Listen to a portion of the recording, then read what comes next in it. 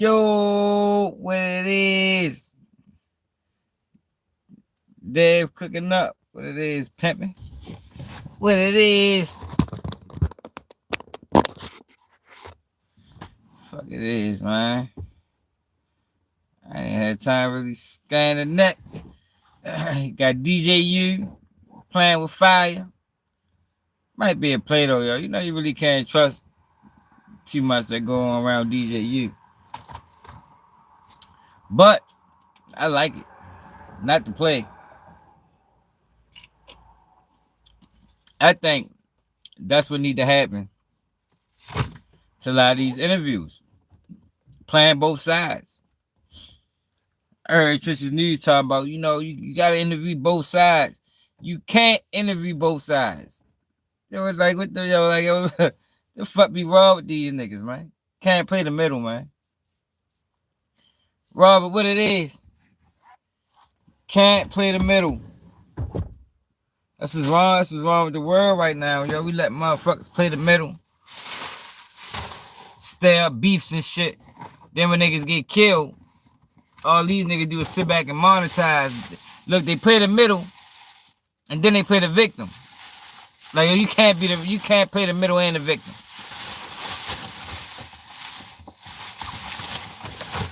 You cannot play the middle and play the victim, y'all. But that's what they do. They play the middle in between beefs, and then when shit go how it go, and niggas start coming to their page like, damn, bro, why you operate like that? Now they playing the victim. Man, fuck out of here, man. So DJU interviews NBA YoungBoy people. We is back. Snake House. He interviews NBA YoungBoy people, right? They ain't sure his name D-Dog or something. Now he only put out a clip. That's what made me think it's promo. You know, DJU, he needs something to bring his page back to relevance. You know, his page, his numbers dwindling. And man, so he ran a little play with Memo. Yeah, yo, like yo, that's what's wrong with the world right now, Rob. Yeah, we letting people play the middle. Adam play the middle. Whack 100, like yo, we letting motherfuckers play the middle for clout. And that's why we having these issues. One of these podcast niggas need to be slapped. That's the only way it's gonna stop. I don't think nobody need to die. But they need to have some type of physical harm placed upon them. So they can see that shit ain't cool.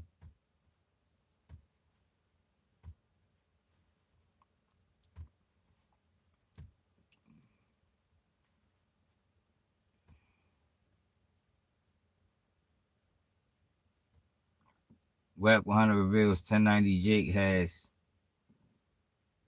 paperwork on like Hoover. These niggas, wow. These niggas keep trying.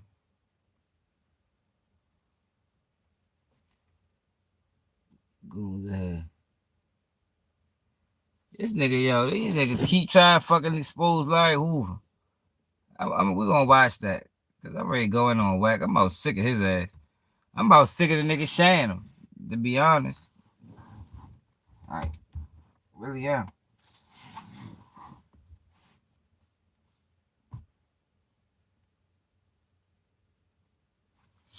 Yeah, I'm about sick of niggas sharing him, to be honest. Cause at this point, you sharing a federal informant. You know that man working with them people. You know he work with them people. And you steady sharing his message, though. That shows what the fuck. You know what I mean? To me. That's how I look at it. That showed me what type of shit a lot of these niggas on, for real. Yeah, but let me show you what happened with DJU. Goofy ass. I ain't saying it already.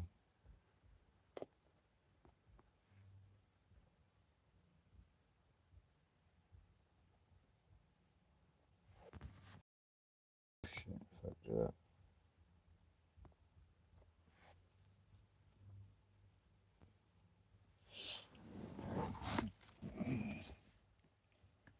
So what happened, no DJU. Then you got Ray J, this bitch lying. Said he fucked Sexyy Red. Ray J, a dirty motherfucker. You got this nigga locked up. What I tell y'all? Remember he crashed out? Remember his dumb ass crashed out the other day, a couple weeks, like 2 weeks ago? What I tell you, I said, man, his ass gonna get booked. Remember I told y'all a couple days ago when he crashed out, talking about main music ain't this and main ain't that and you ain't slide for your brother. What happened to Shorty?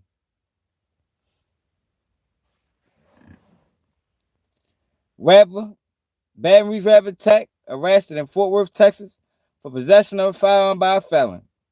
Done.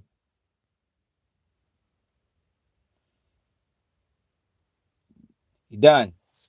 That fast. That fast. Watch the feds pick it up. That fast. Watch the feds pick it up, though. Who was on that live, y'all? Who was on that live when we talked about y'all?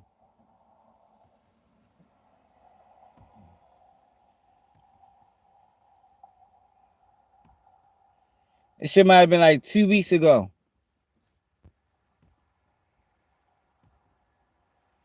Let me see if I can find it real quick.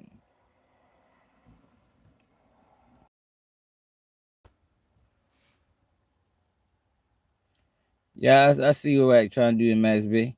Niggas wasn't on that live when we said that?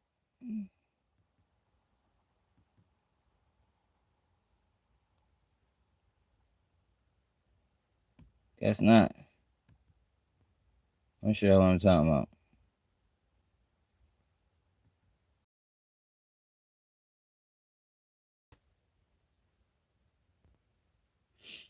Yeah, Wack dead wrong for keep trying to expose that man. Damn, how many days ago that was? That shit was probably gonna take me forever to find that shit. I said, that boy ready to go to jail.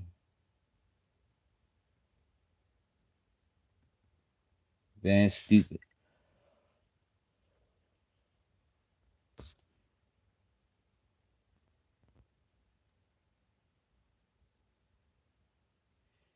Guys, it is around this time.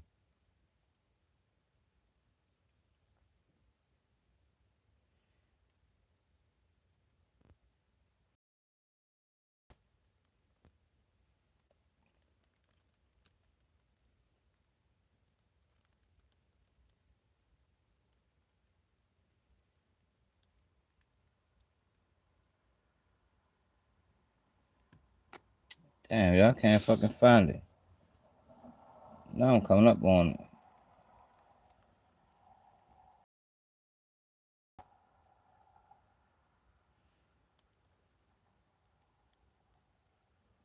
Man, my thoughts on the Diddy trial been consistent the whole time. You must be new. I think we got the best coverage on the Diddy trial because we ain't never waver. I told everybody 6 months ago the Diddy trial. Now everybody's starting to see it. But you know, nigga, ain't nobody gonna be like, oh, salute to Keep It G News. Keep It G News since been on it since the beginning.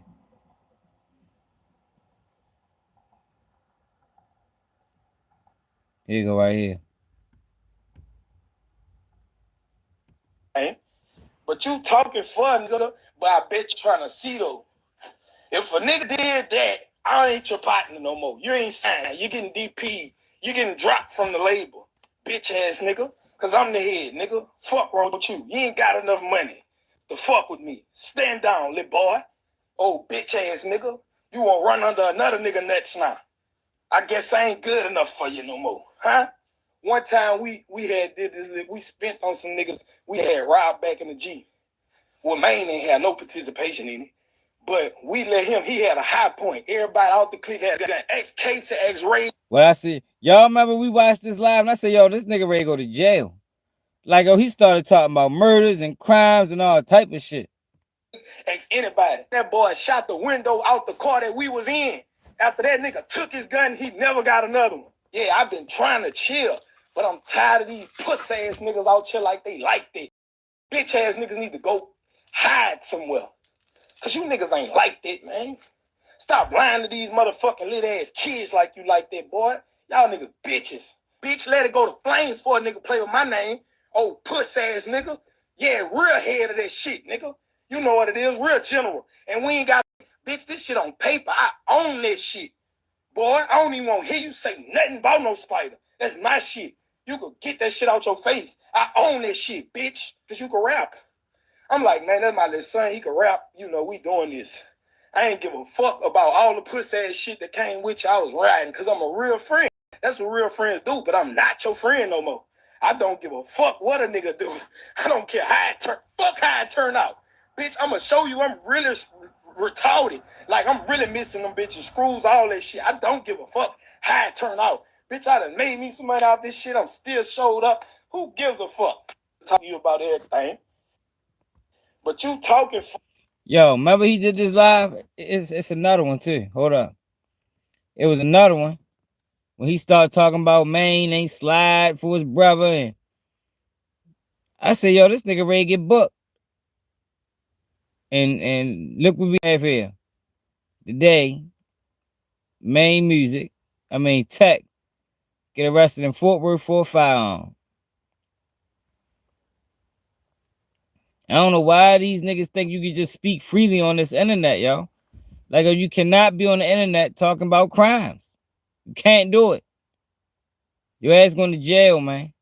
Like, that's just what it is. Like, I don't know how many examples do we need before people realize that shit real. You get on this net talking about crimes, you're going to jail, man. Nigga killed Toogie. Here you go. That boy like, hey, we ain't gonna fuck with him.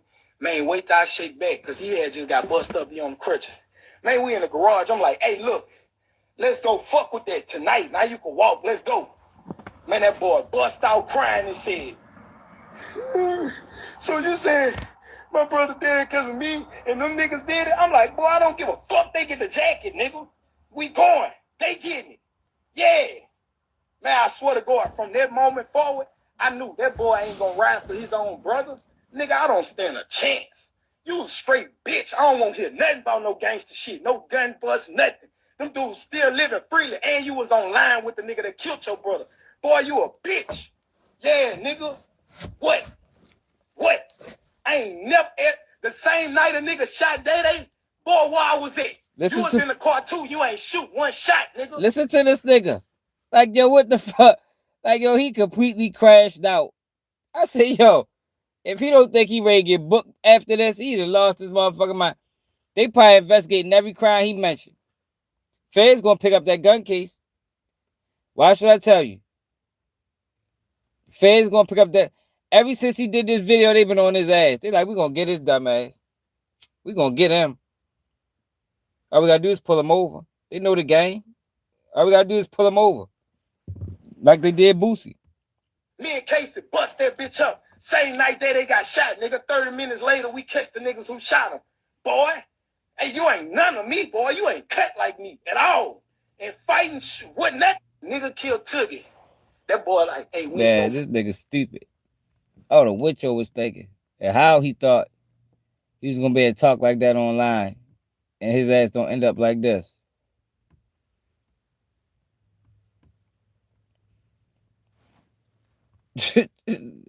That nigga hurt. Come on, show you gotta tighten up, my nigga.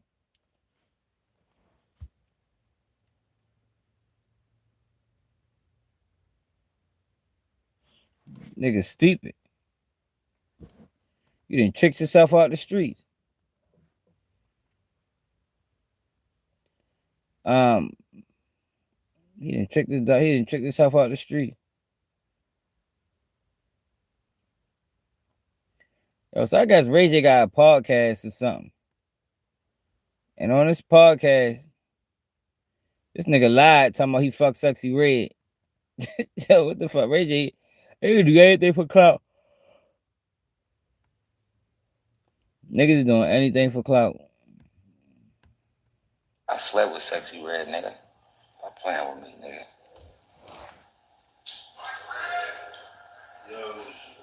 You can clip that all you want to, nigga. Empty the clip, nigga. Talking about our party with Sexyy Red, nigga. I slept with Sexyy Red, nigga. Ask her. That's on the dead homies, nigga. Damn, that on the dead I homies. slept with her, nigga. Hey, yo, I ain't gonna lie, yo. Yo, niggas gotta stop putting shit on the dead homies, yo. 2026, yo, leave the dead homies out of this. Yo, can we let the dead homies rest in peace? Because, yo, these niggas, like, it was a time, yo, when you put shit on the dead, like that, you meant that shit. Like that, it was 100% facts. Yo, but nowadays, yo, these niggas that got loose on the dead homies. Like, the dead homies is probably somewhere, fucking, grave getting deeper and deeper. You heard me? They started out at 6, they probably 30 feet deep in the ground. Fuck around with these niggas and putting shit on the dead homies. Yo, leave the dead homies out of this shit, Ray J, please. Yeah, my name got mentioned in the Diddy trial. What, you thought it wasn't? Nigga? Of course it did, nigga. What, you thought I wasn't that nigga? You thought I wasn't gonna be in there? My nigga. First off, I told you I wasn't gonna let you down. I told you I wasn't gonna let you down, right? Now look, nigga. At the end of the day, I bet 40 niggas $50,000. They gotta be let the dead homies rest, man. You know what? I don't think you need to block the Whitney stuff. Just let it live, man. I don't care. You know, it's insensitive, but it's a story that people are making up. It's just way out. It's just, you know. They even more dead. You ain't lying. I need to niggas just died 20 times. Fuck around with these niggas. Understand where it's coming from when somebody was just not fair, you know. It's not okay. To blame me or accuse me for some shit that I just wasn't even around. I wasn't there, wasn't around. I'm like a little kid. Like, really? You guys are bad wankers. What? I slept with Sexyy Red, nigga. Yeah, you know, Ray J said he got the gayest seat. The gayest seat, whatever the fuck they is. I don't know how he became whatever, but joined the butt. So Sexyy Red called him out. Said, even to be saying we slept on a plane together. Even to be saying we slept on a plane together, I said hi and kept it pushing. Is you cool? Cornball ass nigga lying on your meat is weird. Play with your ass, not whatever. So he responded. He apologized. So first and foremost, I want to apologize to Sexyy Red because Sexyy Red is one of my favorite artists. And yeah, this nigga crazy. Sexyy Red and I was hey, yo, what the fuck, yo? Ray J wild as shit, yo. How you gonna do that to that girl, man? You even told niggas to ask her. Yo said, man, I slept with Sexyy Red. Ask her. 24 hours later, they need to do that. They need to do one of them 3 hours later. Here you go. Both flying somewhere. We randomly saw each other. She was sitting by me. She had her space. I had my space. She had her own blanket, her own pillow. I had my own blanket and my own pillow. And we had a long flight. And we both were tired. Definitely too old for that. We went to sleep. Just like we would sleep with anybody else that was sitting next to us on the plane. I went out of control, and I said that I slept with Sexyy Red. Hey, Chelsea, he definitely need to apologize to his dead homies. Don't forget about it. If he don't apologize to the dead homies, then yo, his whole apology is not accepted. You should apologize to the dead homies first. That's insensitive and it's not okay. And it's trolling at the highest level. And I want to say, Sexyy Red, my bad. So first and foremost, I want to, you know, I hope this gets out there and this gets clipped and this gets shown, because even though if I said it later on the stream, that didn't get clipped. All they heard was what I said, and it was childish. It was uncalled for. And, you know, it wasn't cool. My bad, Sexy. You know, I hope this gets out. Yo, this man crazy. I slept with Sexyy Red, nigga. I'm playing with me, nigga. Don't tell me they slept on a plane together. They didn't even do that. Lying ass nigga. All right, with DJU. Came. So DJU sat down with I think shorty named D-Dog or something like that. He from out Baton Rouge. This one ain't be a young boy people. Now I don't know if this is a play, but I've been saying for the longest time, yo, somebody need to say something to these podcasters for playing the middle, yo, because you can't interview both sides, yo. When you interview one side and talk about the other, and then interview the other side and talk about the side that you was just talked about them, yo, you stand up beef. You stand up beef. Now this, I don't know what this interview was about, but he brought up King Von, and this was shorty response. Von's former DJ, you know what I'm saying? Hey, let me say you something though. Just come here. Hold this. What's this? Hey, nigga, this that shit. This show how that motherfucking nigga, how Chicago will come to that motherfucking rack and take over, nigga. Hold this, nigga. What the fuck, nigga? Hold what? Your life? Hey, man, hey, hold this, nigga. Hold your life? Man, hold this fucking flag, nigga. Hold this flag, nigga. Bro.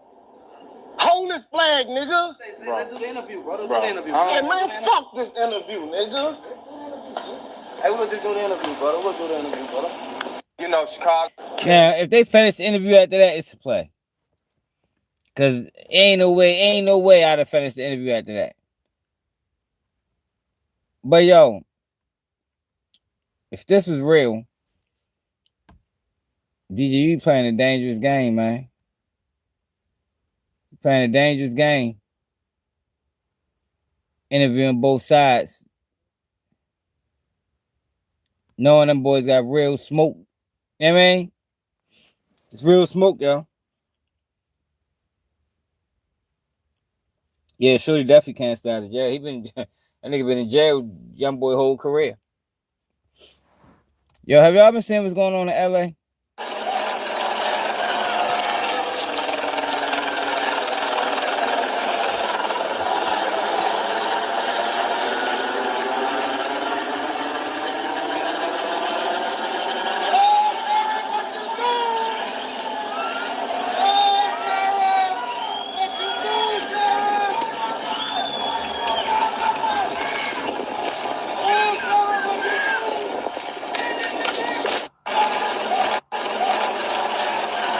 Yeah, DJ, you a wild ass nigga, man. Shorty should have slapped him. I don't like what he doing in Chicago, but them Chicago niggas allow him to do it. But I don't really like it at all, for real. Hold on. Let me get these videos in my what's it called? I've always wanted to get my MBA as soon as I graduated with my bachelor's. I didn't really have that opportunity. It's Djutv. Cause I don't like this Whack 100 and what he doing with like Hoover. I think that shit's fucking goofy. Damn, we lost the fucking video. Who had that shit to answer, nigga?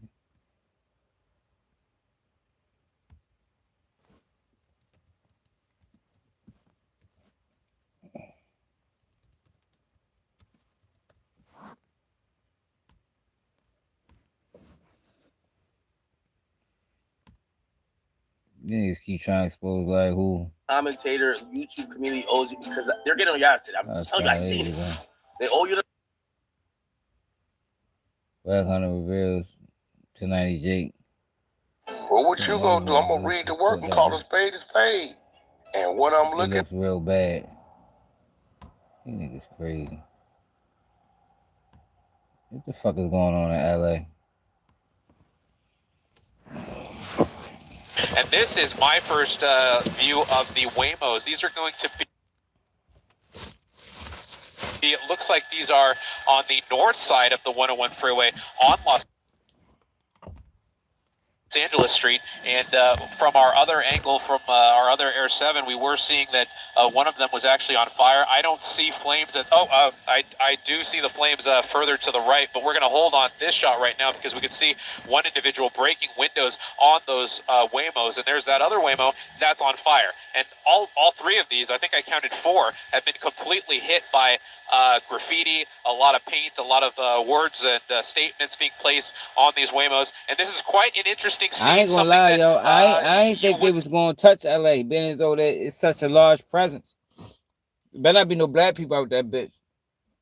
Tell you that motherfucker much. See maybe in the riots of 2020 and before that, because we didn't have these automated vehicles that are kind of easy to corner and easy to stop, and protesters appear to be taking advantage of that and using these automated vehicles as maybe billboards for their message. And unknown what the Waymo's response to this is going to be. Do they just kind of shut down and stay put? Obviously, when they're set on fire, they're probably going to be completely destroyed. Yeah. But these are owned by a company. They're not owned by a specific individual. So at least it's not a sole individual that is now at a loss for a vehicle. You have these corporate vehicles that are probably insured. So that's at least one bit of good. Yeah, so this been going on for a couple days, for real, y'all. It's been going on for a couple days.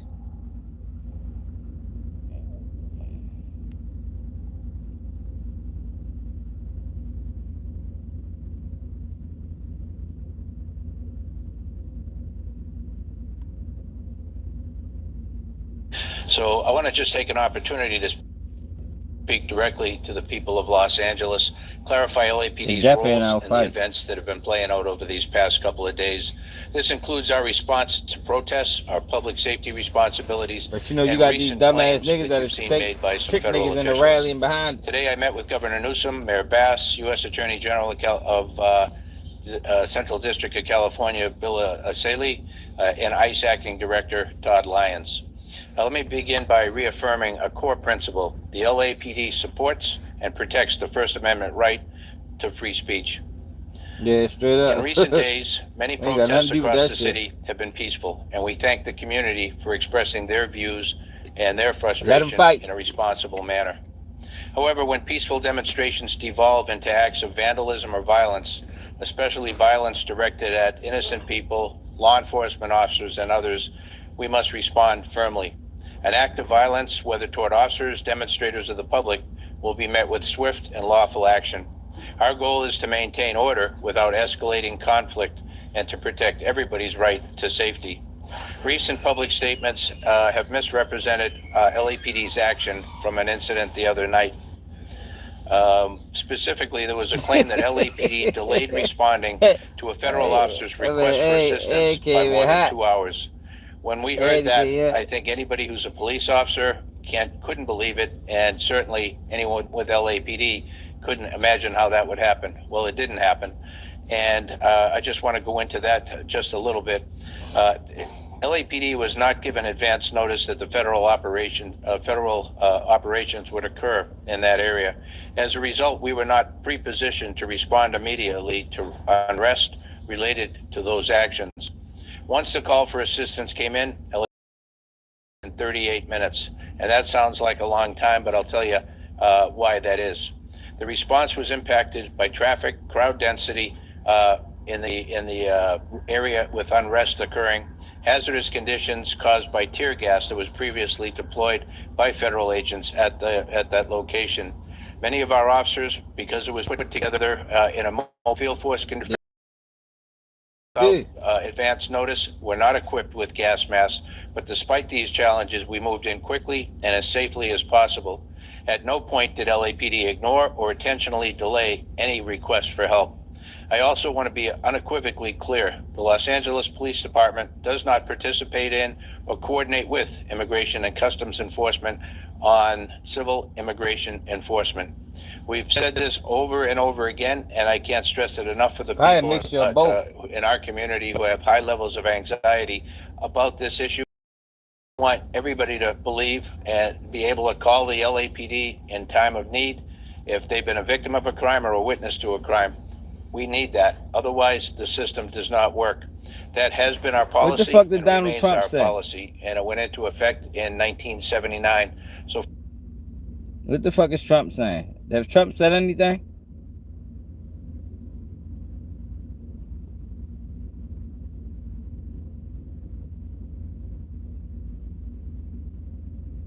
that 30 minutes ago.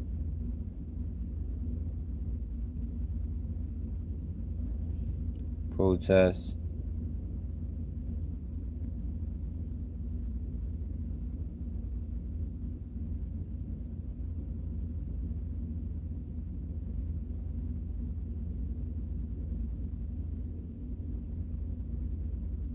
National Guard arrives in LA.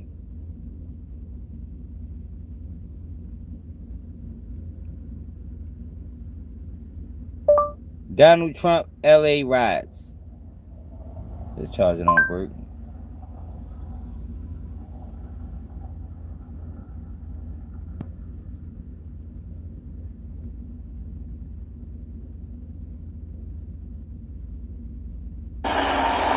So we've been playing out some of the natural sound of the scene while we've been teeing up our next guest, Jamie Copenhaver. I ain't gonna lie, I remember the National Guard came to Baltimore during Freddie Gray. They shut that shit down. I ain't gonna.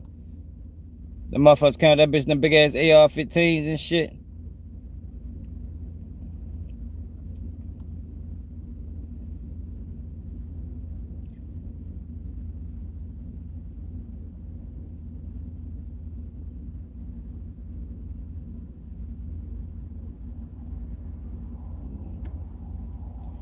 They was standing on the corners. Cold Spring, Park Heights, big ass AR-15s.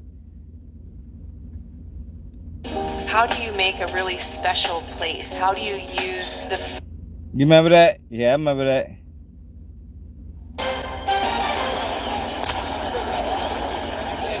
Yeah, they came to St. Louis too. Breaking news, a car goes up in flames right in front of Dale's Donuts as protests in Paramount get out of control and spill into Compton.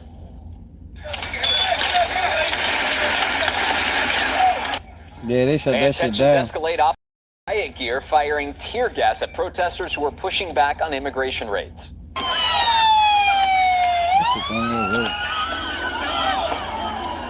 Then people throwing stuff and banging on Border Patrol cars as they pass through crowds.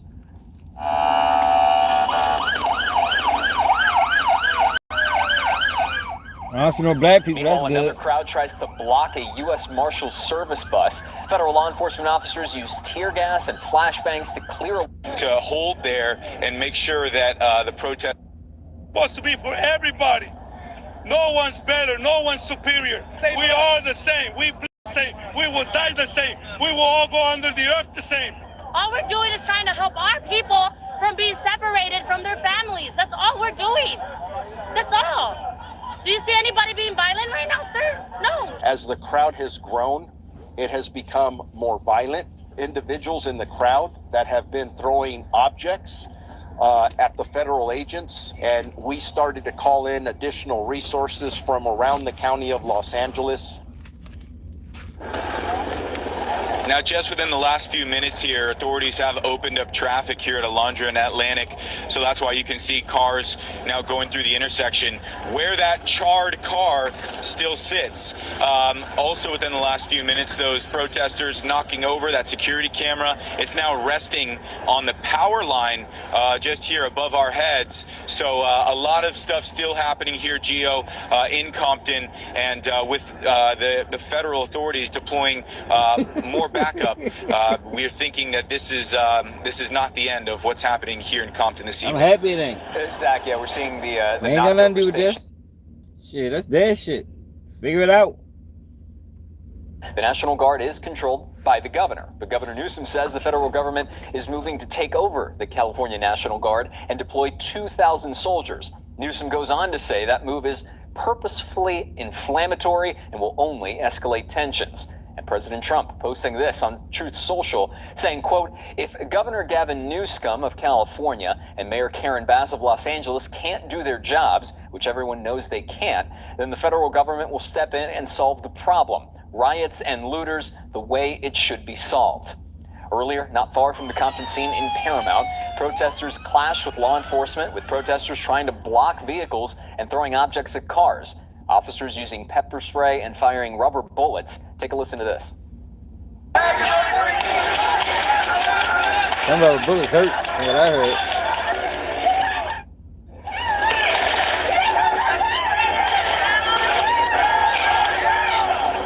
Throw them berserk. That rubber blizzard that play around with. Officers used tear gas and rubber bullets. Protesters tried to block a U.S. Marshal bus from driving through the crowd. That nigga was dancing.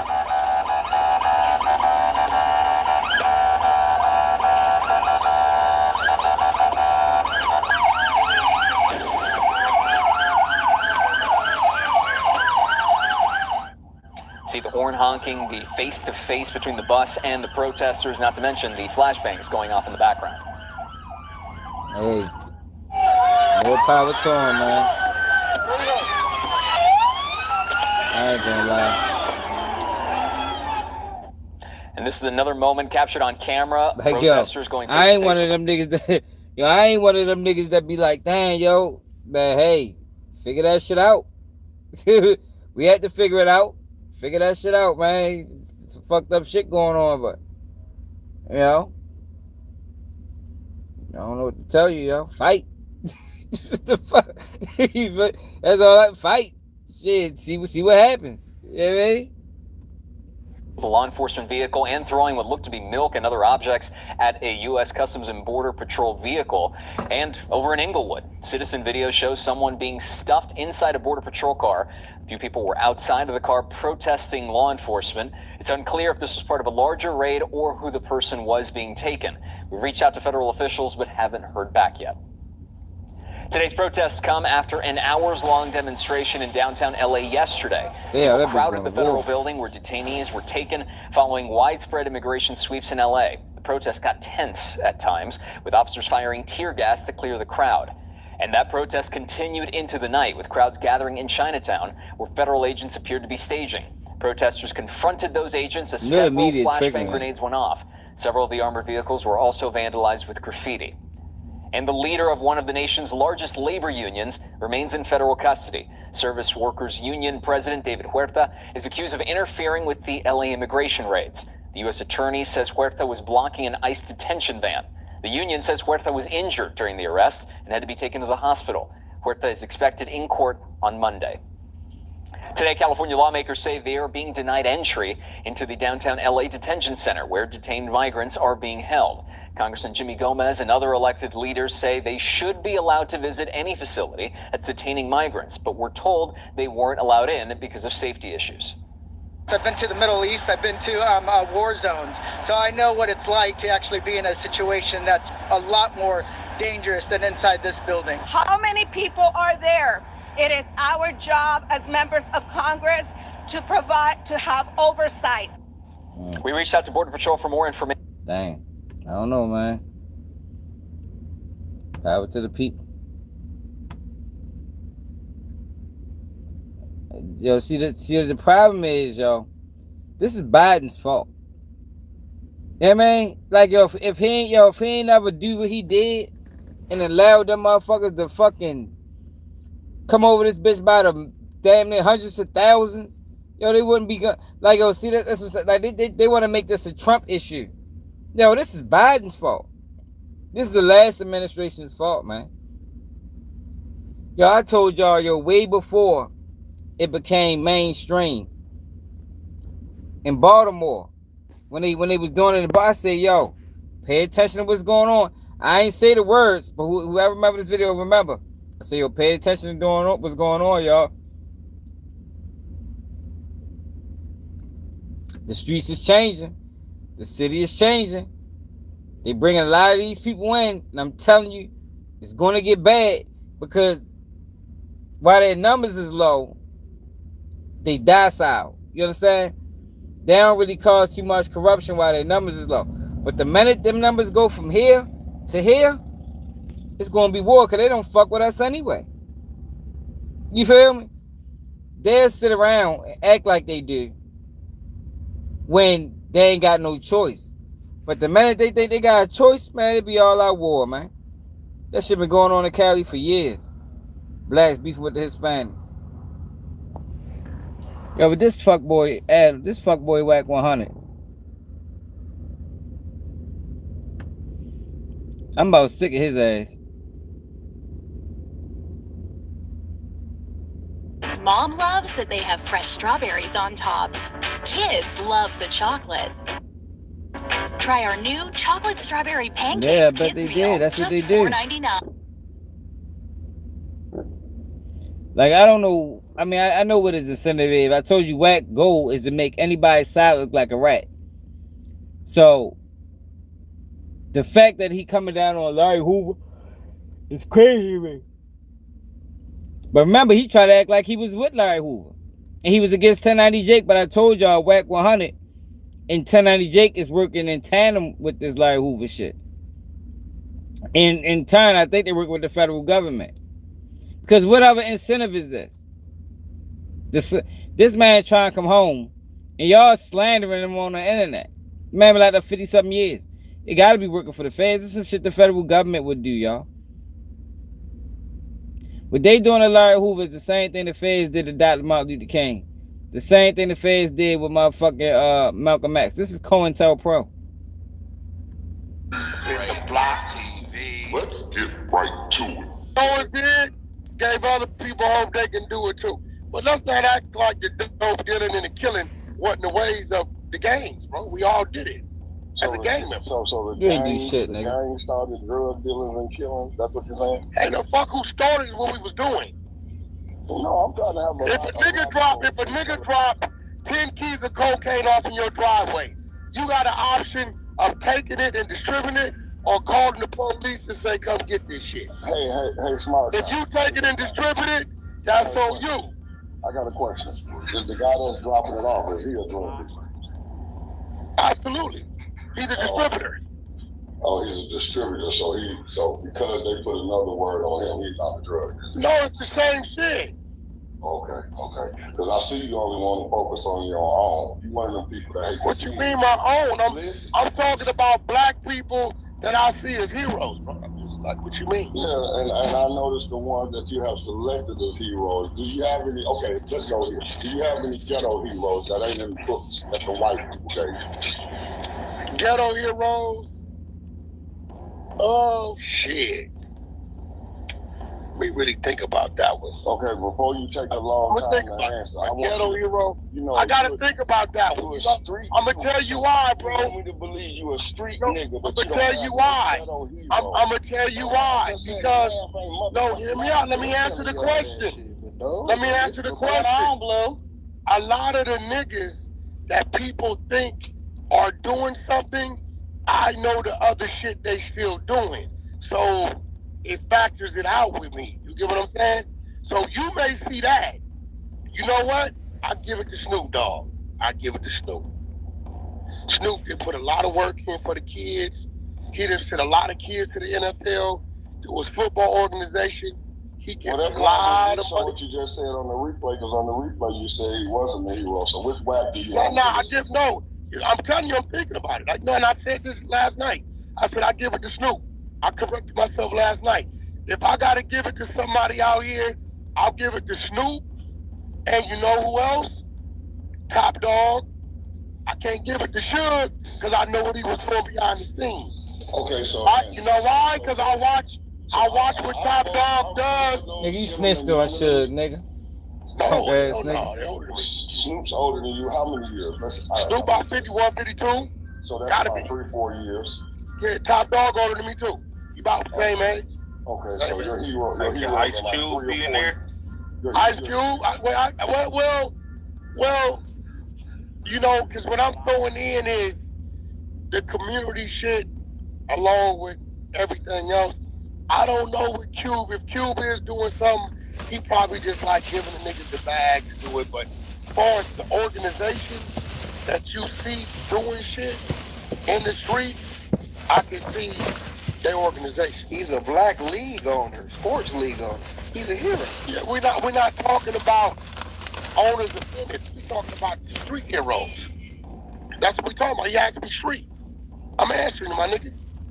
So, end of the day, Cube is one of our most successful rappers as far as when it comes to urban business owners. Yeah, he up there. Probably him, Snoop, Top Dog, they still top 3.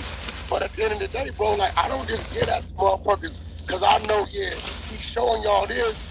I know the niggas still doing that.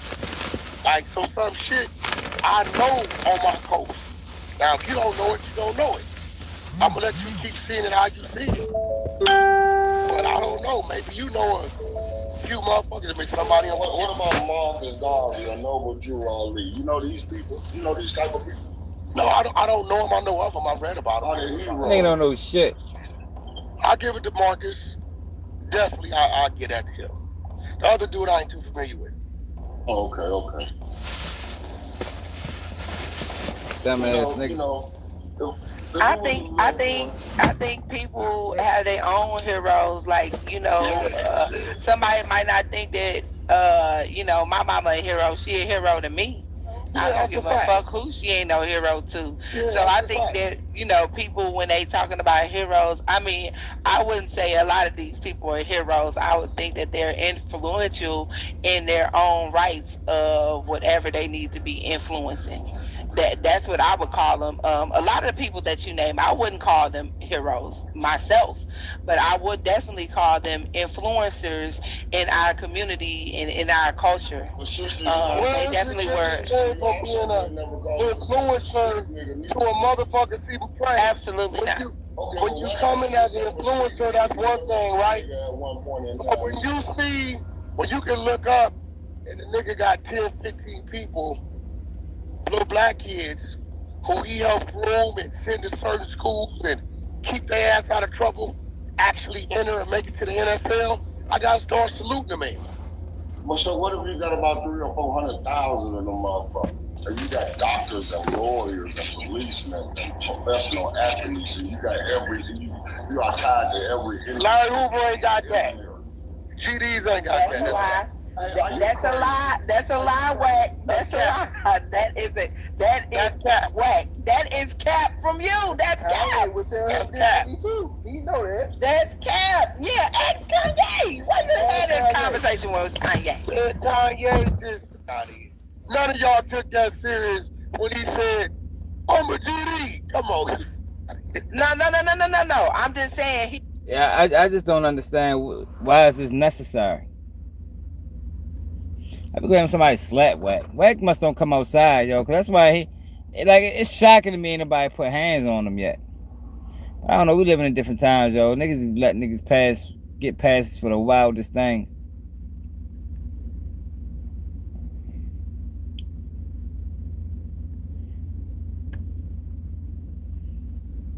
Wack 100 reveals. Tonight, Jake sent Larry Hoover witness list and court documents. Whatever else he waiting on, it don't even matter. Oh my God! Look, here you go. Still trying to slander this man. But I'll let y'all be the judge. Let's get to it.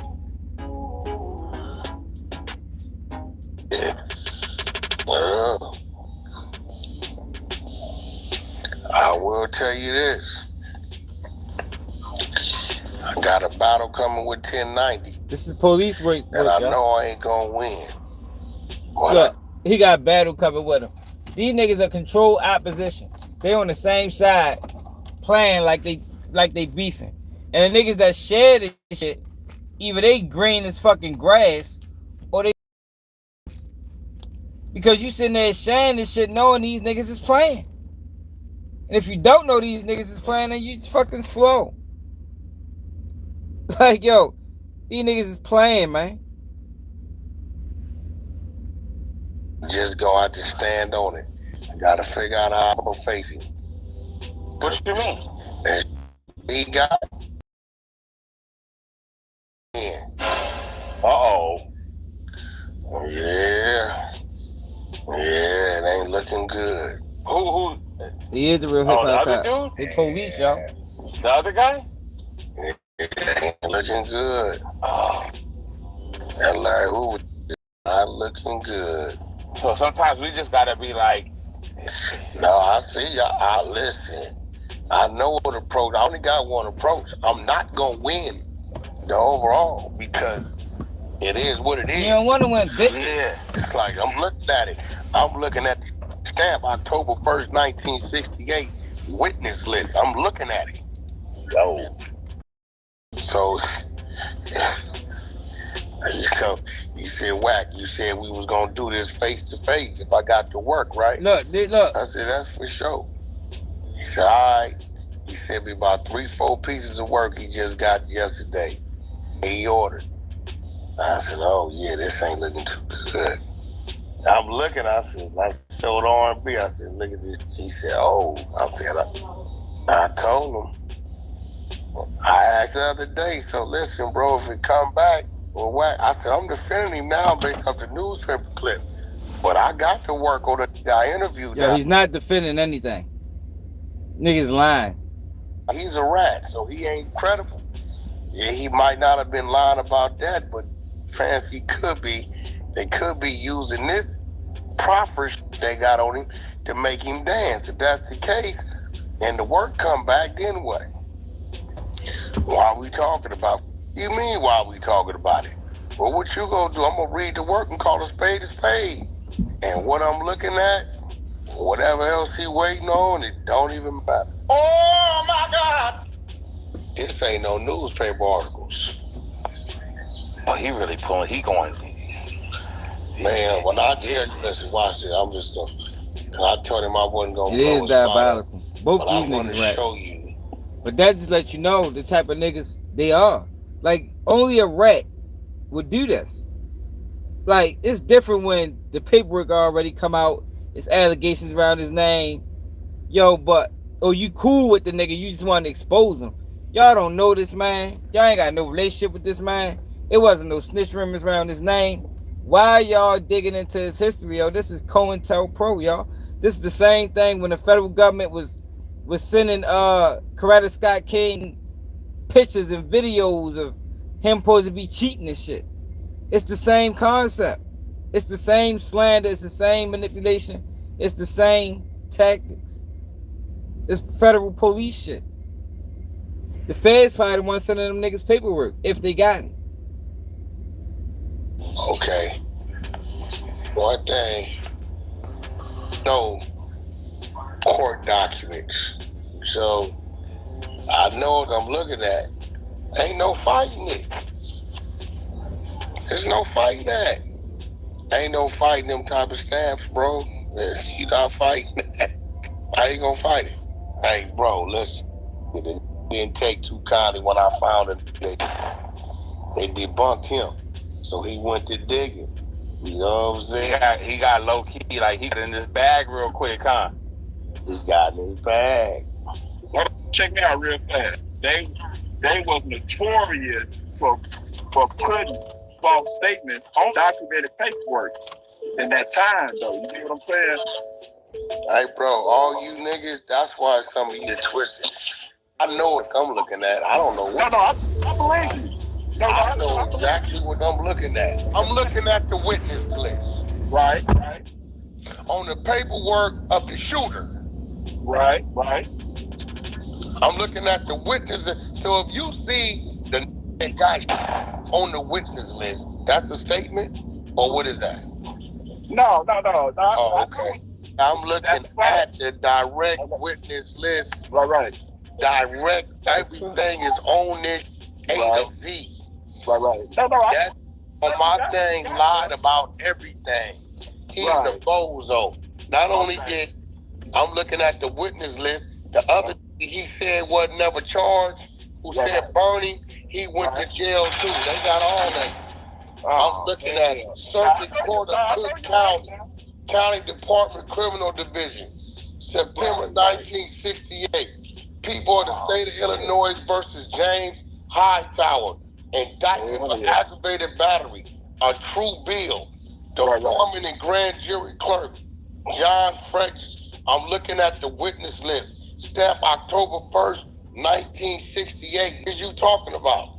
Number 301, 68344. I'm looking at it.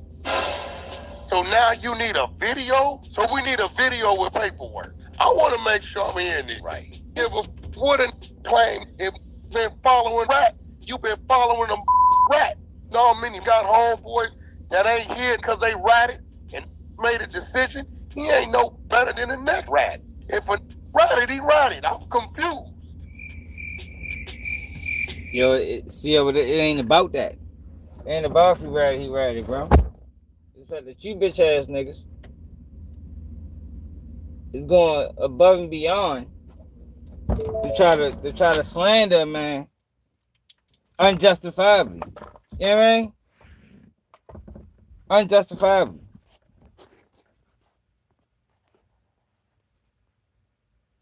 There's no reason to be digging into that man's history like that, man, when he's trying to come home.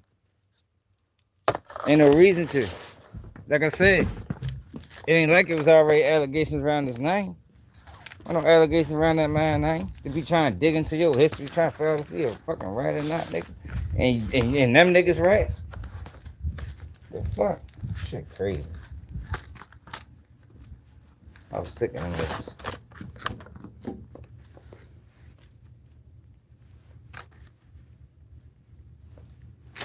Yeah, Mac one of the biggest rats. I told y'all a while ago, before it even got confirmed, that Wack was used to take down Death Row.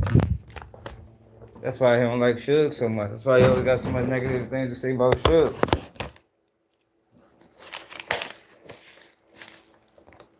Wack was used to take down Death Row.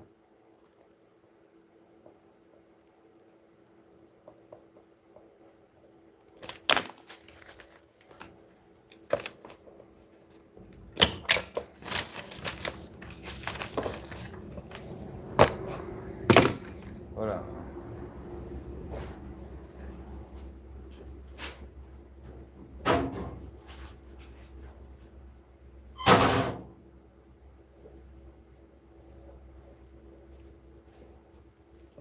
Oh, shit.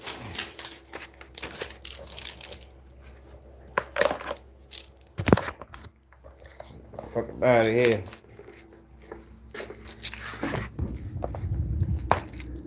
Nigga's goofy, man.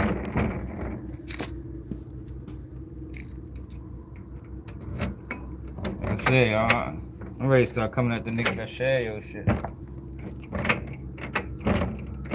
Like how, I don't know. I just don't get it, man. Like how you sharing a nigga? That is shit. That's that detrimental. You know what I mean? There you go, what it is. It's obvious he serves no other purpose. He serves no other purpose other than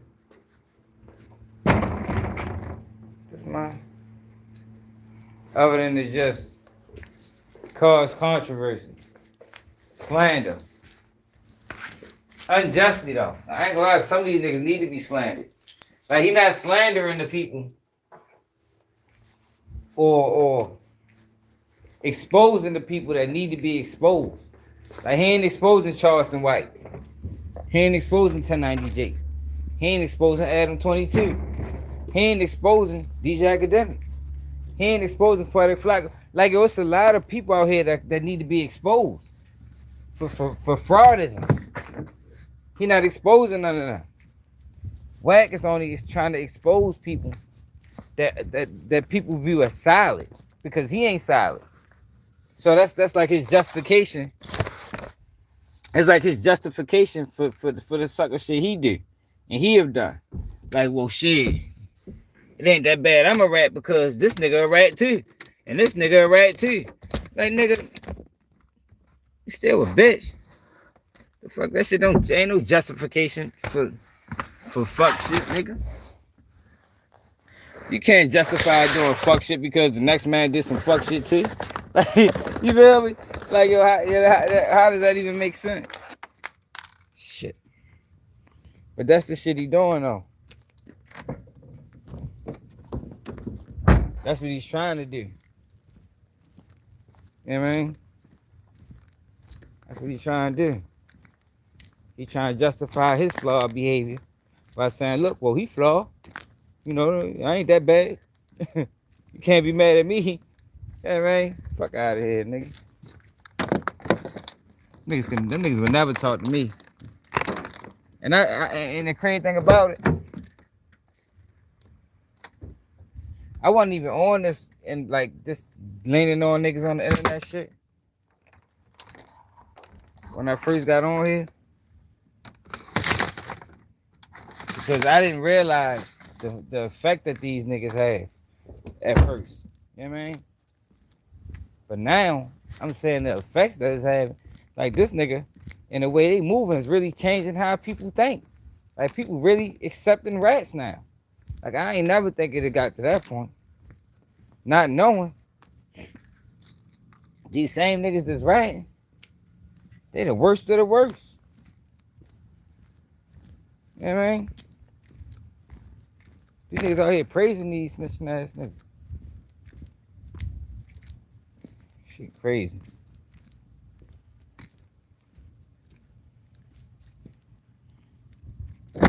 Yeah, so you know what he did? It didn't work with 6ix9ine. The play didn't work with 6ix9ine.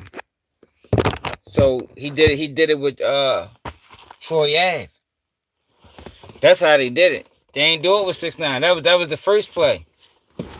You try to force 6ix9ine in the culture. That shit didn't work.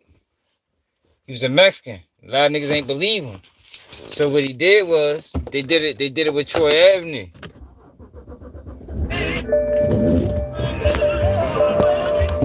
They did it with Troy Ave by telling the world that Taxstone was a rat. Meanwhile, Troy Ave was the rat. And niggas supported Troy Ave. You know what I mean? Troy Ave got a following behind that. If you can remember, Wax started managing Troy Ave. So that just lets you know his purpose from the beginning. Like, what's the odds of you just linking up with two rat-ass niggas? And then he tricked the world into believing, yo, most people still believe Taxstone is a rat. Like, it's crazy as it sounds. Taxstone caught 30 years for a murder that if he did that shit in Florida or Texas or one of them stand your ground states, he wouldn't even been charged. Because it definitely was self-defense. By the letter of the law of self-defense. What Taxstone did was self-defense. Troy Ave approached y'all with the nigga back. Swung on him, and he did what he did.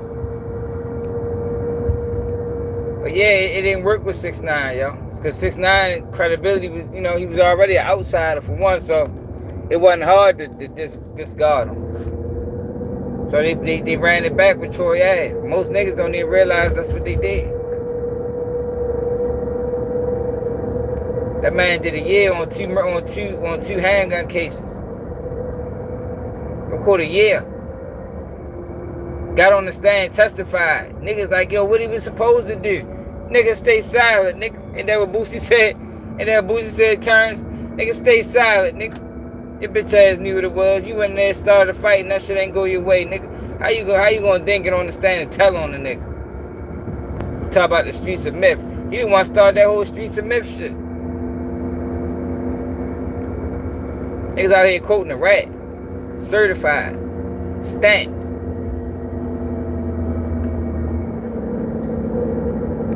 That man said the streets was a myth. That man said the streets was a myth because he crashed Banger out twice. Crashed him out in Miami at first. That's the first time he crashed Banger out. That was in Miami. Banger was on probation. On bond for that. Then he crashed Banger out again in New York. Got him killed. Then when he got pulled over for the firearms that he got shot, he got pulled over for the firearms. This nigga thought his homeboys was supposed to take the case. Like, nigga, after what you just did to Banger, nigga, you like you still had homeboys. The fuck is you talking about? You just crashed this man out, got him killed. Then went on the whole campaign making it all about yourself. Like, man. Then got on the stand, testified, and said the streets is a myth. Get the fuck out of here, nigga. You a myth, nigga. Roughing ass, nigga.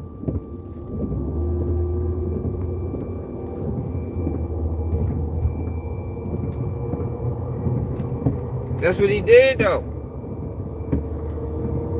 Yo, really, I seen an interview when he talked about it.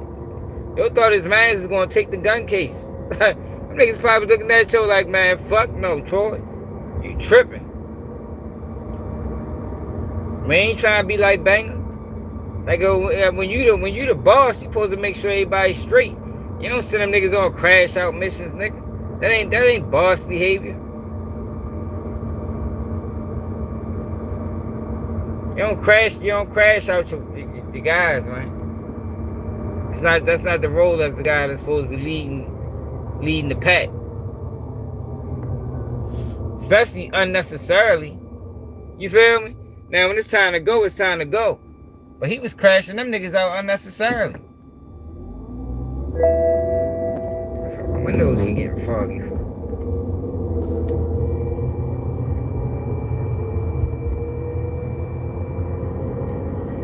Clout, yo. See, yo, because this is what they do. They allow some people to get away with it. I think it's a whole play for real. I think it's a whole play from the beginning. They allow some niggas to get away with it. Niggas see the numbers they get from doing it. You ain't see that live we did earlier? Bobby Shmurda was on that bitch talking crazy. Niggas see the numbers. You know, numbers equal opportunity. But you don't know that this guy that's speaking on all these crimes, he with the play. He ain't gonna go to jail, but you will. You go ahead and follow that motherfucking. Go ahead and follow that. Go ahead and follow Shorty. See what happened. Tech. We just talked about Tech. I told y'all Tech ready to go to jail. Got online talking about all that gun shit and crimes and shootings. Man, they ready to lock your dumb ass up, nigga. You think you gonna get on this internet and talk like that and not go to jail? You was tripping. What they do? Lock this dumb ass up, like I said they was gonna do a couple weeks ago.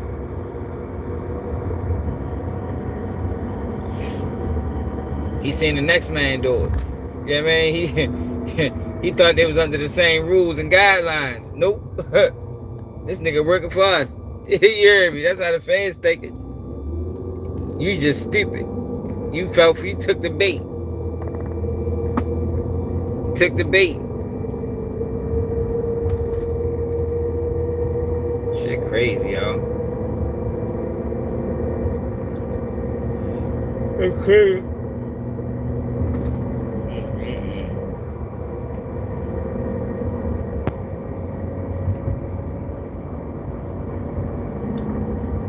Yeah, but DJ, you might have ran the play, yo, because you can't put, you know, certain podcasts, you really can't put nothing past them niggas. They'll let Charles White pull a fake gun out on him after he was dissing Chicago. I don't know, yo. Like I just think about that. Like that nigga just said, hey, that nigga, you from Chicago. You allowed the nigga from Baton Rouge to say, yo, we're coming to Chicago and turn that shit up, nigga. Then let the nigga push you, put your hands on him. All that shit could have been a play. Like I told you, people will allow extreme levels of disrespect. Like extreme. Like niggas, most of us would be like, yo, wow, hey, fuck no. I ain't allowing that on no level. I don't give a fuck how much money that can make us. We ain't doing that. You feel me? But since DJ, you a cornball, you never know. But I'll tell you one thing, something need to happen to one of them podcasts playing in the middle.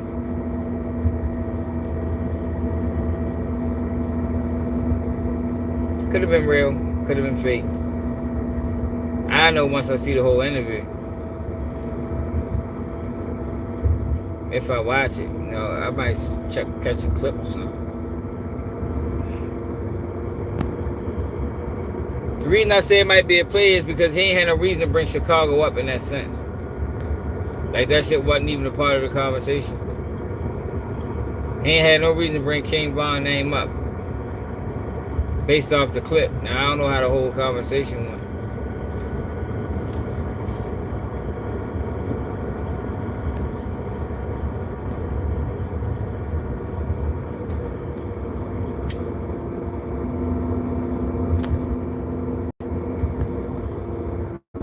Y'all can't wait. I can't wait to Diddy trial about.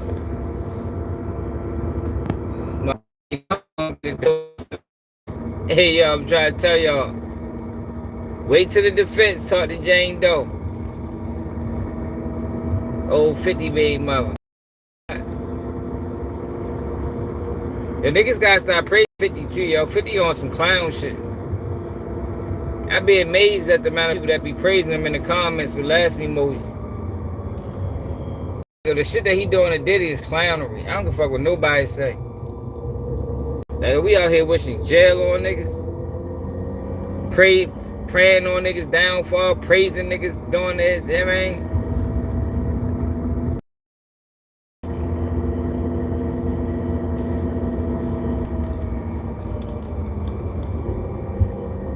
Like, yo, that shit crazy. Hit that like button, y'all. Talking about Diddy, man. I just be amazed at how everybody changed their tune. Like, yo, that is funny to me, y'all. Y'all don't be tripping on that shit. For the people that been over here, y'all, and remember all the negative comments we used to get. Motherfuckers used to call me all type of names. You hear me? To now see that everybody is changing their tune. Yo, I know y'all be like, yo, keep it G News, but say this just since the beginning. You feel me? Since the beginning, I've been telling niggas, yo, it ain't what you think. It ain't what you think, yo. I'm telling you. Where real at? It ain't what you think, y'all. This case bullshit. They overreaching. The United States government is basically trying to say that because Diddy had financial means and he was paying for these girls' lifestyle, that they couldn't consent. That's what the federal government is saying. That is bogus. That's like saying that a man dealing with a woman and he paying her bills and not just paying her bills, but he also was a swinger. They're in a swing relationship. That means she can't consent. Because the thought of her losing everything is enough. It fucks up her judgment. It fucks up her decision making. Yo, that is bogus. That is bogus. You wanted that. You wanted the lifestyle. This will come with it. You know, motherfucker, you can't be, you ain't no victim. Yo, I said all of that months ago.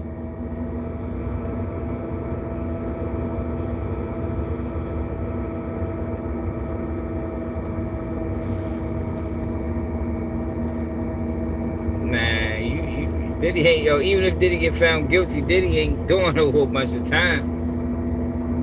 Because Diddy ain't gonna get found guilty for this shit ain't no RICO. Everybody see it. It's just the people in denial that don't see it.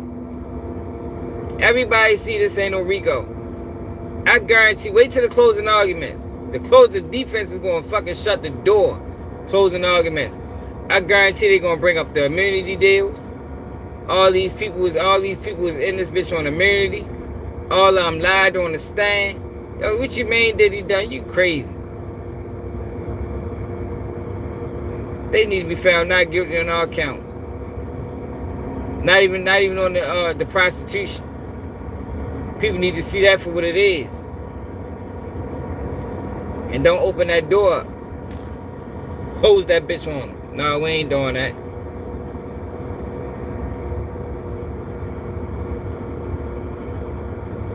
If nigga had money, nigga be fucking. If nigga was a millionaire, nigga be fine. Nigga probably be flying. I ain't saying me, but niggas probably be flying women out left and right. If you had the means. All these women half naked on social media.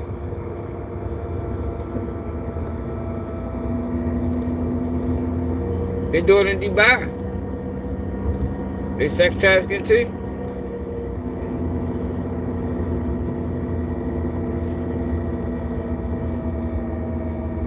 Is the niggas in Dubai sex trafficking?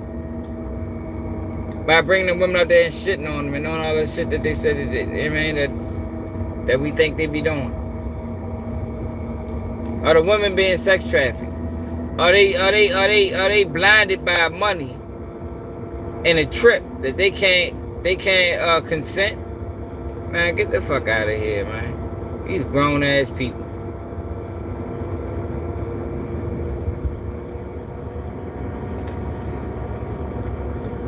These grown ass people, man. I gotta stop at the store.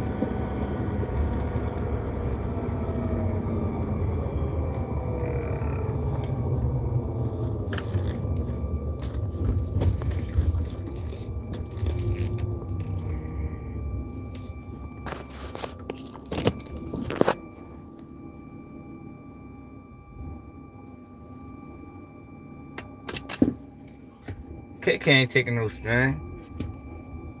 If she do, she taking a stand for Diddy. That's Tissa Towers be talking that dumb ass shit. Tissa Towers been lying, y'all. I be glad people realize that. That girl been lying from the beginning. She not no credible source. She telling y'all she worked for one of the motherfucking news agencies. Out of all the people that was on her. What's up? Y'all got dog food? Y'all got dog food? No, I can't hear that. Dog food.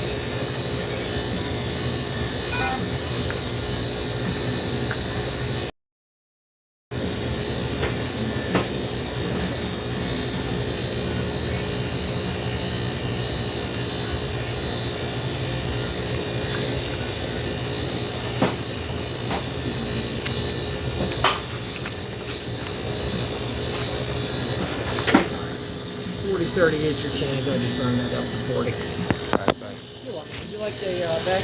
No, I'm good. Okay. You have a good day. Alright, you too. Yeah, out of all the people that's up there covering the trial, they put out on NBC or one of them goddamn channels.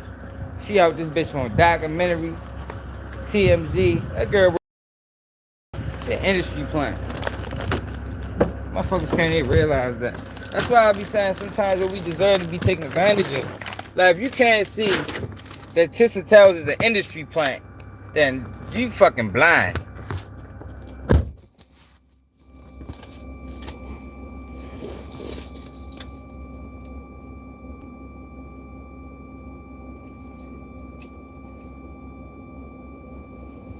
Hey, Chelsea. Tissa Towers told y'all that. That's what I'm saying. You keep believing what the fuck Tissa Towers is lying, Chelsea. She's lying. She's lying. She's been lying since the beginning. Like, I hope you questioning her like you question me. Have you asked her what happened to the Diddy list? Cause I seen her do a video. I seen her do a video talking about the Diddy list. Have you asked her what happened to it? Yeah, you had, cause we watched over here before. We watch over here often, actually, just to refute her. She said it was a Diddy list coming out. She said Diddy was taking a plea deal. She said Diddy was snitching. Like, ask her about these things. Tissa, what the fuck happened? The list never came out. Who did Diddy tell on? Why didn't he take the plea? You said he was taking the plea. These are all things she said. She said Tony Busby was credible. Go back and ask her what the fuck happened to Tony Busby. Why all the cases got tossed. You led us to believe that he was a credible lawyer.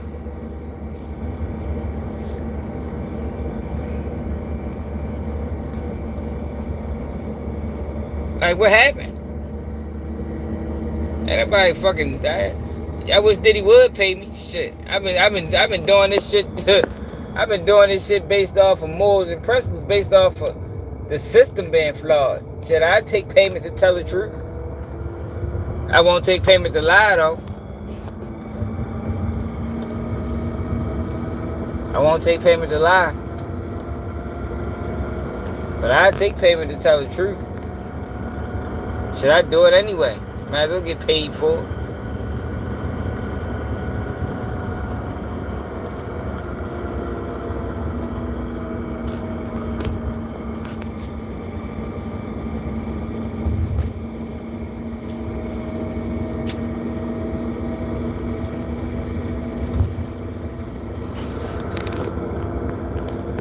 Yo, if you never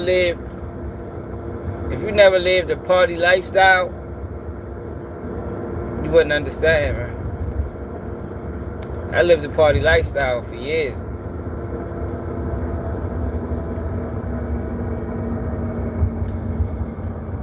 Diddy lived a party life.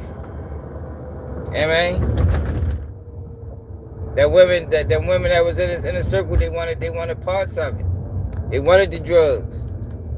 They said the drugs enhanced the sex. They wanted the trips. They wanted everything that came with Diddy.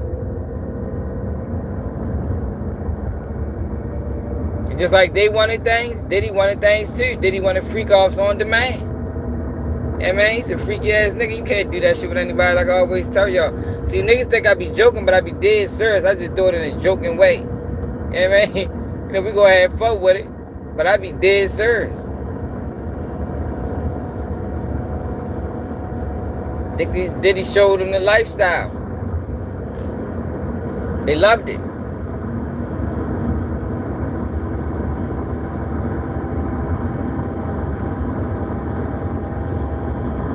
They you know, they ain't think the water got that deep. They ain't think they was gonna drown in it.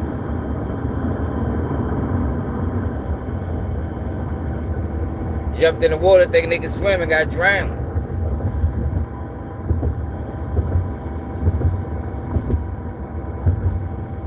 That's what they did. That's what happened.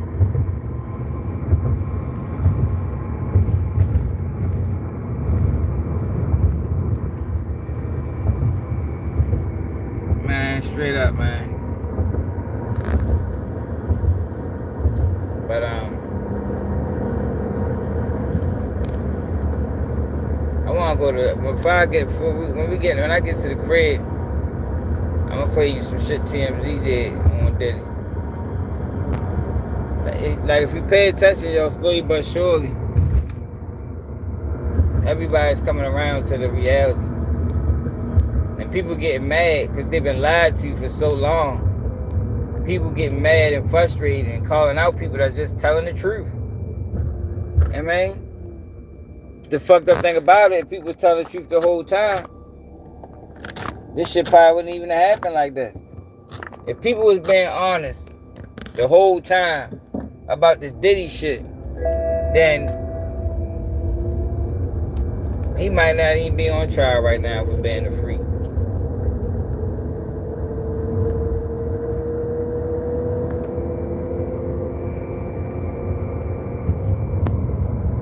No, they're not proving no RICO. Not proving no RICO. That man wasn't running a criminal enterprise. Like they trying to charge that nigga under mob statutes. That man wasn't running no criminal enterprise. That man was freaking off with his girlfriends. Regardless of how he did it, that's what he was doing. He was freaking off with his girlfriends. And paying them. Man's paying them handsomely, you know. They took the payment. Like my man said yesterday, the day before they sold their soul. Sold their soul. You want Diddy? This is what comes with Diddy. Everybody got a role. You know what I mean? That's like I said, I don't think Young Miami was doing freak offs. That wasn't her role in Diddy life. That was the other girl role. That was Cassie's role.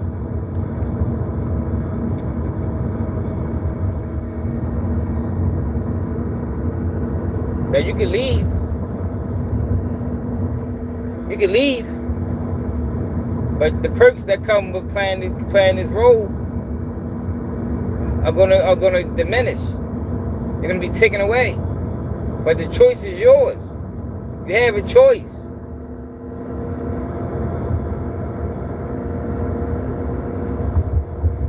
You know what I mean?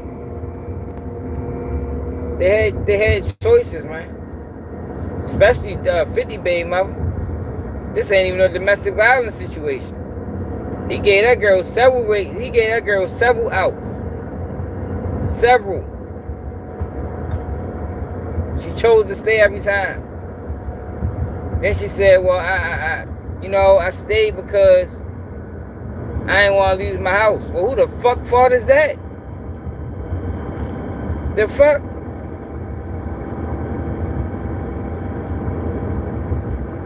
How's that Diddy fault?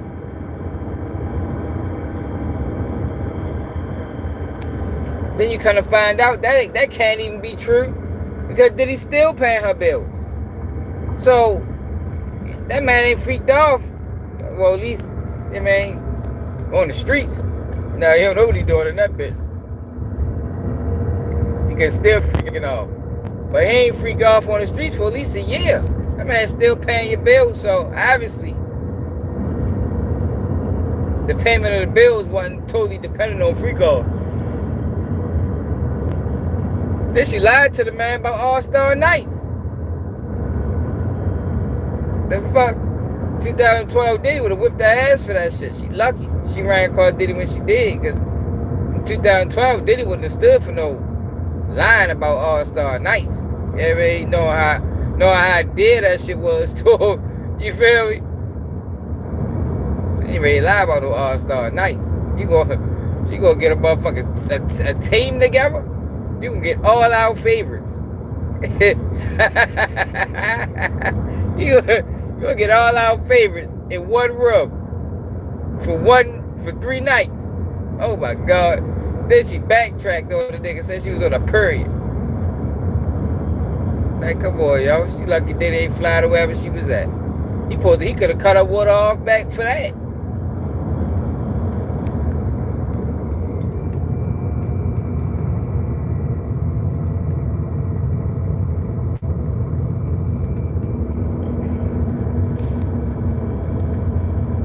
Cassie like to get pissed on too.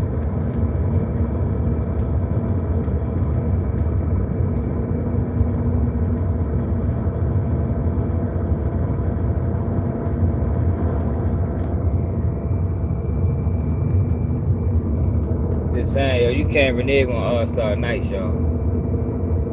Not All-Star Nights. Any night. Said she could have reneged on Wild King Nights a few times, but not All-Star Nights. You can't tell Diddy, freaky as Diddy is.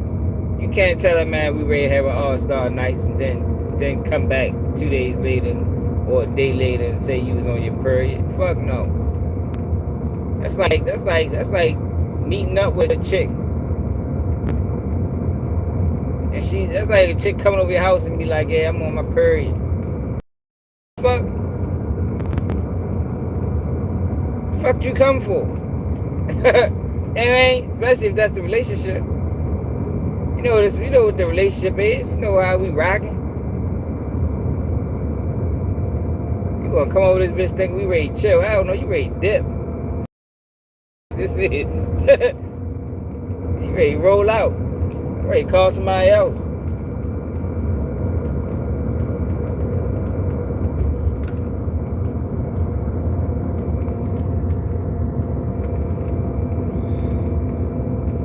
No, Chelsea.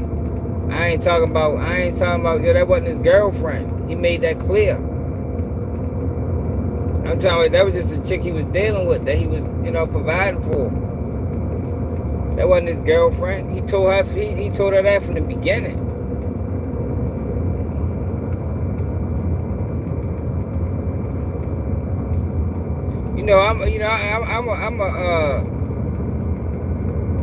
I'm one of the main people that be saying that shit. Yeah, look, you don't lie to women, man. Tell them what it is. He told her what it is, and she caught feelings. He not wrong. She wrong.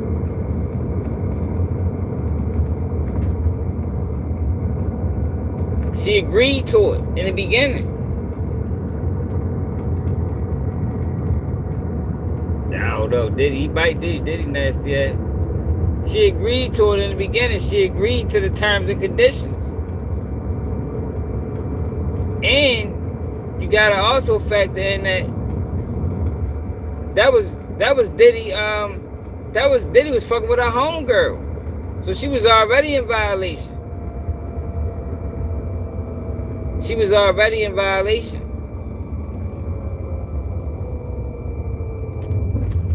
You done got with this man and you done bit off more than you can chew. But this is what you wanted. At least this is what you thought you wanted.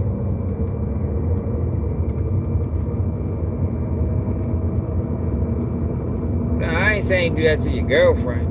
I'm talking about when you out here playing different women and you playing the game, then that's the game. That's the game. Fuck would you come on? Same concept. Niggas be mad. I'm just being real, Chelsea. Niggas be pissed about that shit.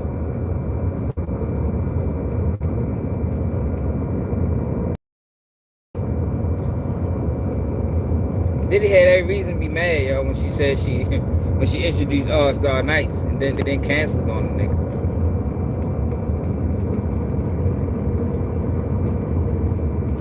That's all I'm saying. That ain't traffic.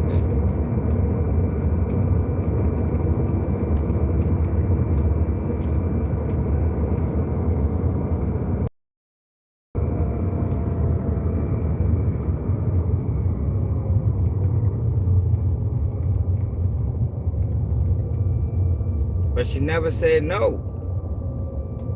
I agree, Chelsea. No do means no. What? She never told him no. And then when she did say no, she ended up doing it again.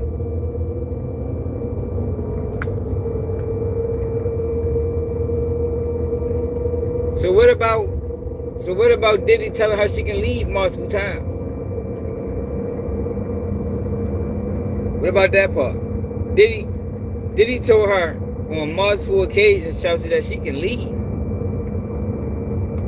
She don't got ain't no accountability there. I agree, no means no, 100% of the time. But if she say no, and then say yeah, and then say no again, and then say yeah, like that shit is fucking confusing.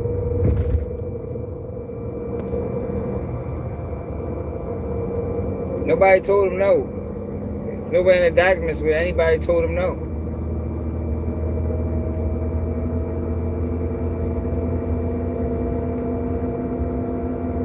The girl, 50 Baby Mother was writing personal notes to herself. Like, how the fuck is Diddy supposed to, like, ain't nobody no mind readers? She write notes to herself about how she feel. That was a play. That was a motherfucking extortion attempt waiting to happen. And the whole time he paying her bills and still currently paying her bills.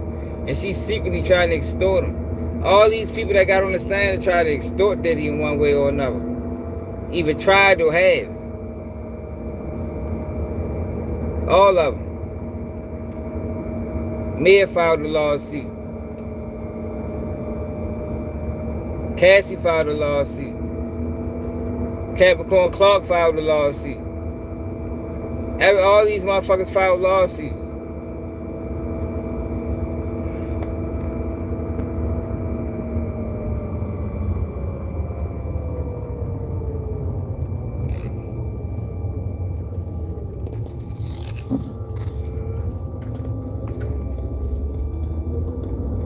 He did that to Cassie.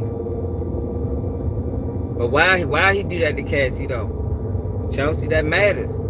Why did Diddy threaten to release videos of Cassie? Cassie threatened to release a book. Like, so that's what I'm saying. Like, how was what Diddy did worse than what anybody else did? Cassie called Diddy and said, look, I'm ready to write a book. I need $20 million to not publish it. Like, why isn't people not saying nothing about that?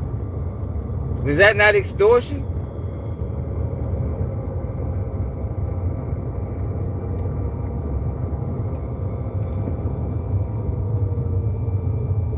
I ain't throw no darts, yo. Yeah, I don't play darts. I tried to throw it one time. I should be putting holes in my wall. My wall all fucked up around them goddamn darts. What's up, what's up, what's up, baby? Yeah, but look though, Chelsea. What about what Cassie did?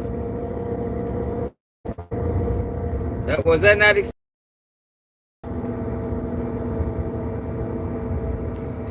forgetting? He beat the he only beat up. It's only Cassie. It's the only evidence we got that he beat somebody up is Cassie.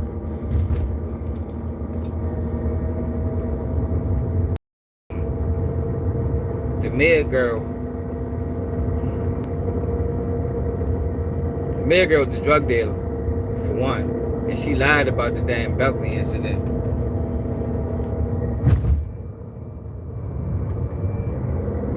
I think Cassie deserved to get paid for what Diddy did to Cassie. I done said that a million times. But did she have to why she had to extort the payment out of him? You know what I mean? I said a million times that Diddy should have been paid Cassie for all the times all the mental trauma he put that girl through for physically abusing her. I said that. I stand on that. He should have been paid that girl. But I'm talking about the fact that she extorted him. Cassie had the tapes. Oh, and you ain't never answered the question. Why did Diddy say he was gonna release the tapes? You know why, Chelsea? You know why Diddy was so upset that he told Cassie, give me my 20,000 back or I'm gonna release the tapes? It's because Diddy paid Kid Cudi for a feature and she fucked him. Y'all would have wanted my money back too. Now the way he went about getting it or trying to get the money back is one thing. But I'd have wanted my bread back too. The fuck you mean? I gave you I spent 20,000. I spent 20,000 to get you a studio session with a nigga and you fucks him. I think he was well within his right to want that money back. For real. I think any man of principle. I think any man of principle would say the same thing. You know what I mean? I think any man of principle would say the same thing. Yeah, I need my motherfucking money back. The fuck you think this is? Fuck you think I'm a bitch? I fucking paid 20,000. I paid 20,000 for a feature because you want to get your singing career out the ground because you saying I'm holding you up. I go get you Kid Cudi, who at the time Kid Cudi was hot, and you go fuck the nigga. Man, give my motherfucking money back if I release these motherfucking tapes. Like it's that simple. But the feds is making it. You see how simple that was for me to explain that? Well, yeah, that's a whole other thing. But you see how simple that was? Like they making it seem like it's this such elaborate plot. Yo, but it really ain't. It's really simple. It's really that simple.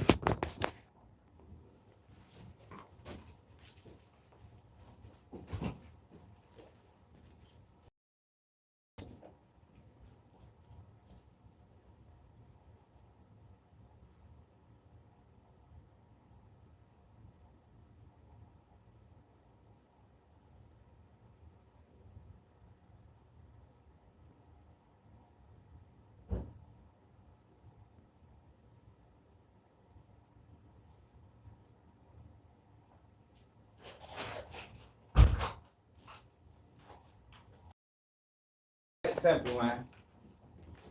I think most men, shit, even women, fuck that.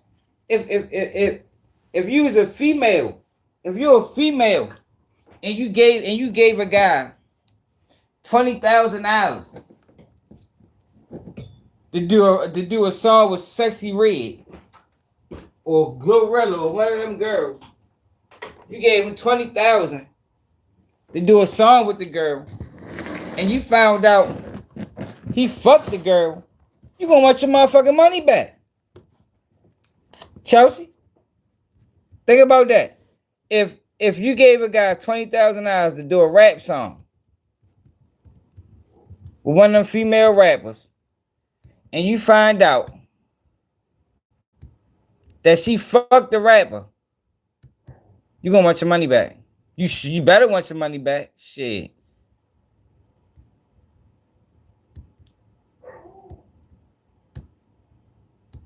I'm fat. You better want your money back. Let's see what TMZ been talking about on Diddy. Cause we ain't watched their coverage. I know their coverage is real biased in the beginning. It might have changed. Hit that like button, y'all. Scott time for you new.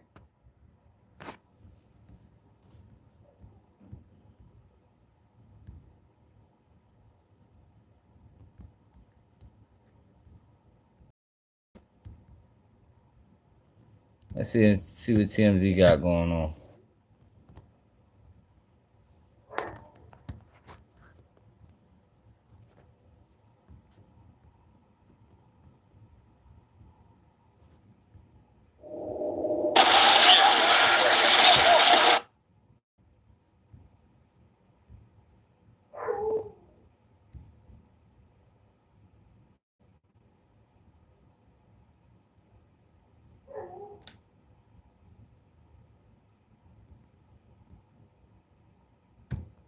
This nigga biased as a bitch.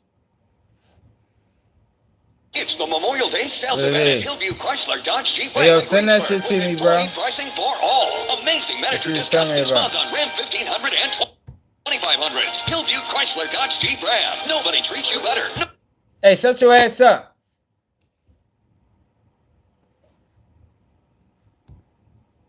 After sex with these two other men, she was feeling sick, and she got up and went to the bathroom, says she threw up, and Diddy came into the bathroom and said, "Are you okay?" And he said something to the effect of, "Well, you vomited, you're going to feel better now." And she's like, "I'm really not feeling all that well." And he says, "Well, you got to come on, because guy number 3 is waiting in the room." And she had to go back out and have yet another sexual encounter with this third person. Hey everyone, Charles, and it was the 18th day in Diddy's trial, and Jane is the star on the 18th day because this is one of Diddy's ex-girlfriends who's testifying, and she's testifying under the pseudonym Jane, and probably the moment in the trial today, this is a quote from the defendant: "Get on your job," and that you actually heard Diddy's voice in court today. People who were in the court heard that. We're going to explain why that was such an important phrase for the jury to hear, that audio. So Jane was testifying as she started yesterday. Today she was, the prosecutors were questioning her about her lifestyle with Diddy.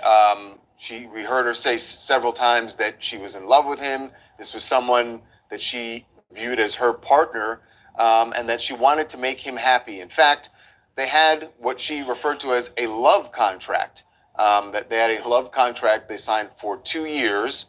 And why there needed to be a contract? Well, that's because she says Diddy was paying her rent. And in fact, here was something kind of shocking. She said he's still paying her rent. Mind you, he went into, he was arrested back in September, and here she is testifying for the government against him, but she said he is still paying $10,000 a month. That was the agreed upon price. in their contract. So she talks about when this contract started. They were in Turks and Caicos, and it was a trip that she thought was going to be just the two of them, a nice romantic trip. And she said, turns out that he had also arranged for, and this is her word, an entertainer, a sex worker or escort to be flown to Turks and Caicos. And they ended up having what Cassie called freak-offs. Jane is referring to as hotel nights. And that went down, and she said she was disappointed by that. But again, she wanted to make her man happy. So she talks about, now, one of the things that, because she's talking a lot about these hotel nights and these sexual encounters, and she gets into, in some parts of the testimony today, very graphic detail about what was happening during these hotel nights with other men, multiple men in some instances. But one of the things she talks about is whether or not, what the prosecutors are trying to get to is whether or not she was forced into this. And this was really important. We heard this when Cassie was testifying, and we're going to get it throughout Jane's as well, that the jurors no doubt are listening for, and the prosecutors want to raise instances where it seems that Jane was forced into this, that there was coercion. Great content needs a great audience. Like Stretch Armstrong needs to be stretched. Yeah! Woo! Feel the stretch? With Two Buddies, you get everything you need to grow your audience. Click the link to sign up. Always practice safe stretch.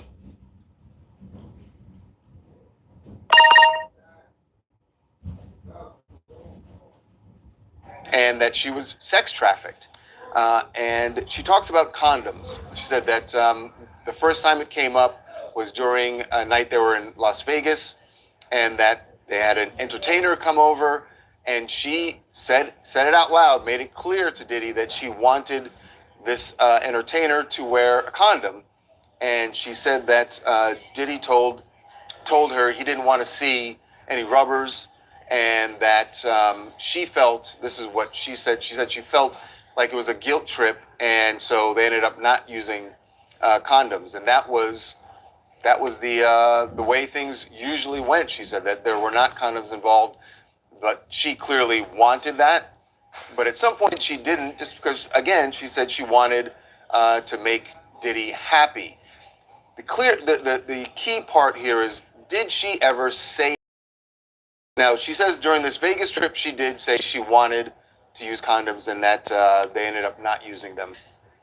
But the point here is that if she doesn't say it to Diddy, how is he supposed to know that she is doing something she doesn't want to?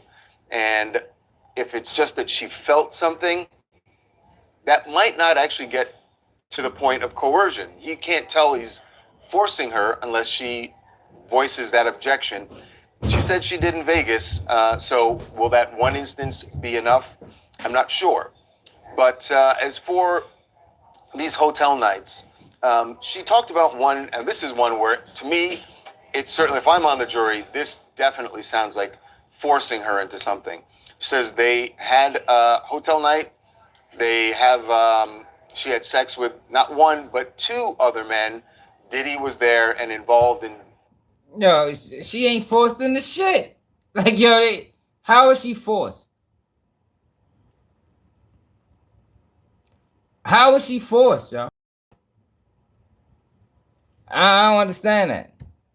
Certain ways. But after sex with these two other men, she was feeling sick, and she got up and went to the bathroom, says she threw up, and Diddy came into the bathroom. That's all they doing, said, yo. Are you? He said something. Like, I can't believe they'd be even allowed to testify to this shit. There's no proof to any of this. They just talking. They just talking, yo. Everybody's on the stand just talking. All under immunity because they all committed crimes. To the effect of, well, you vomited, you're going to feel better now. And she's like, I'm really not feeling all that well. And he says, well, you got to come on, because guy number 3 is waiting in the room. And she had to go back out and have yet another sexual encounter with this third person. I mean, she's describing feeling sick to her stomach. She's saying it was probably because of drugs she was taking. She talked a lot about doing ecstasy before these things just to get in the mood, that she needed this to get in the mood.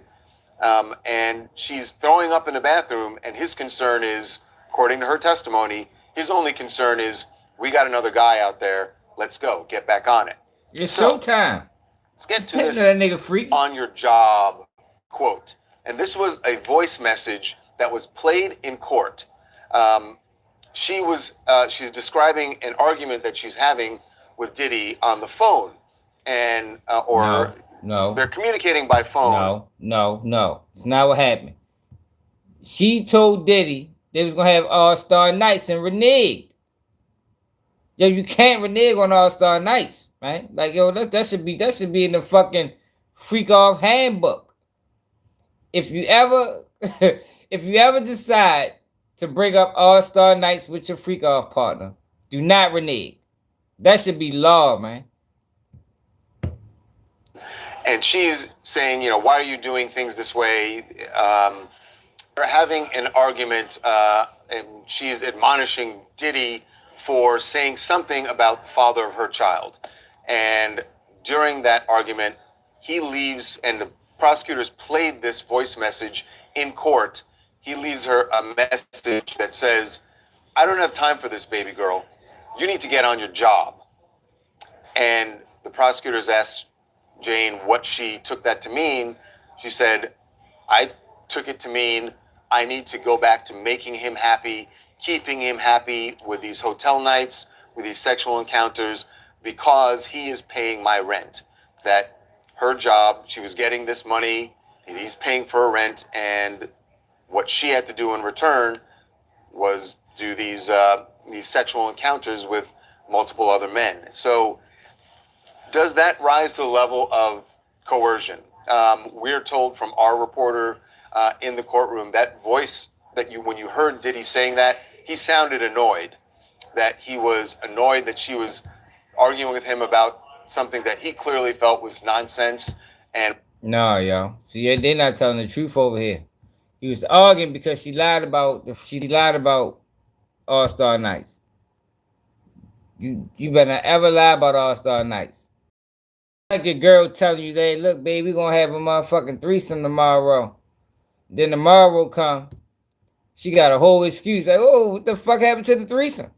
You getting all prepared, you know what I mean? Then he probably had the baby oil shipped in there. You feel me? And then she turned around and reneged on the man. And Diddy had a right to be upset. And that's the Sean G, man. Sean G breaks it down over here.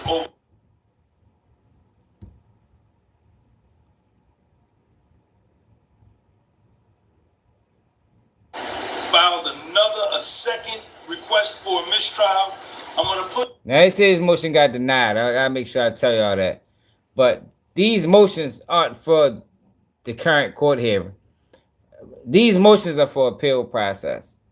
Like I told y'all yesterday, very seldom do a case ends mid-trial in a mistrial. It happens, but most judges deny these motions, because they know what they for. They for appeals purposes. But listen to how Diddy team laid this out. Put the link to this document underneath the description section, and I'm going to try to put it down in the comment section so you can read it for yourself. It's about a 6-page document, and I'm going to read some of it with you. Shout out to Alexandra Shapiro.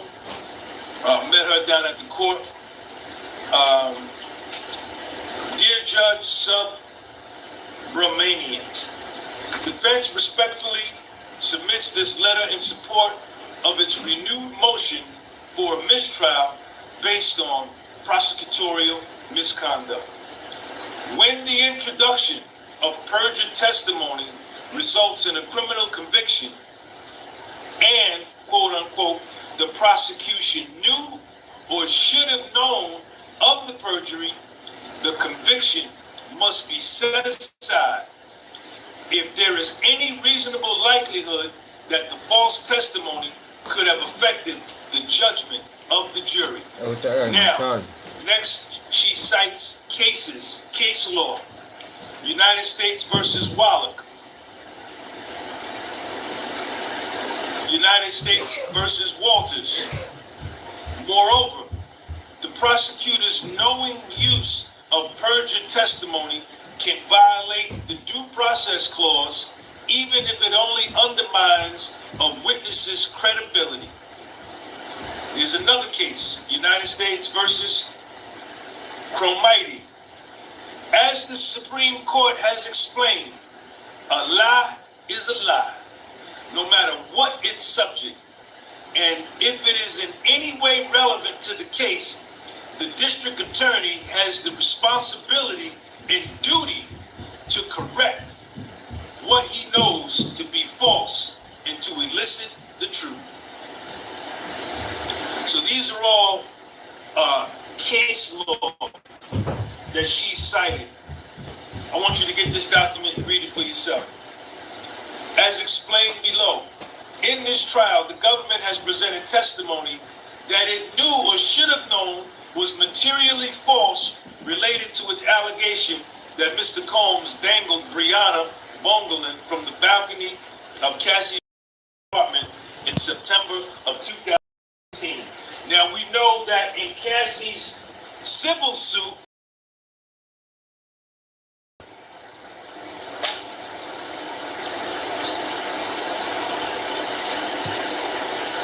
accordingly, to avoid an unfair conviction in this case, the court should grant a mistrial.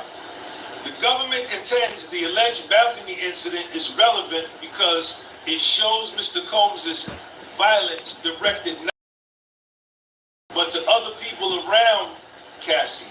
She's aware of this violence, and because of her awareness, it goes to coercion.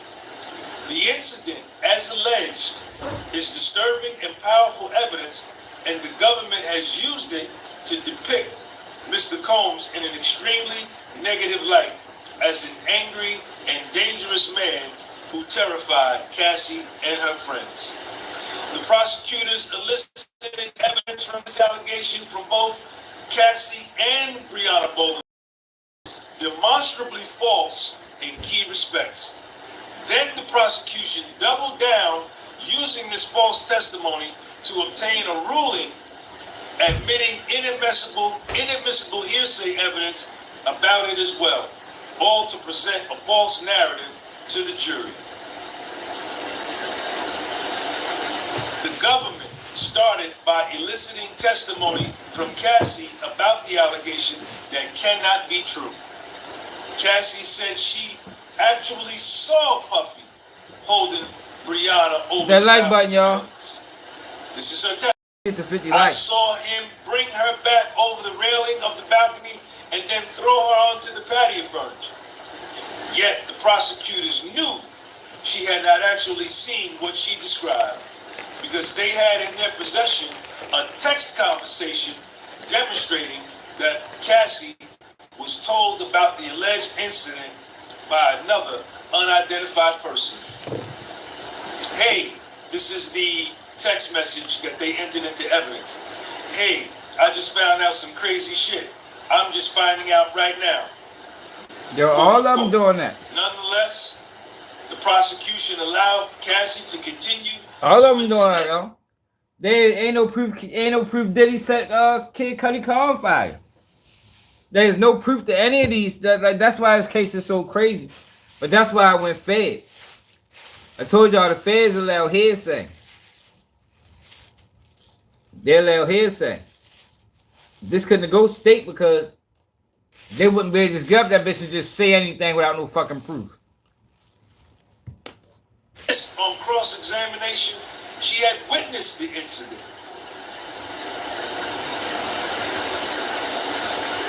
Question to Cassie by Cross.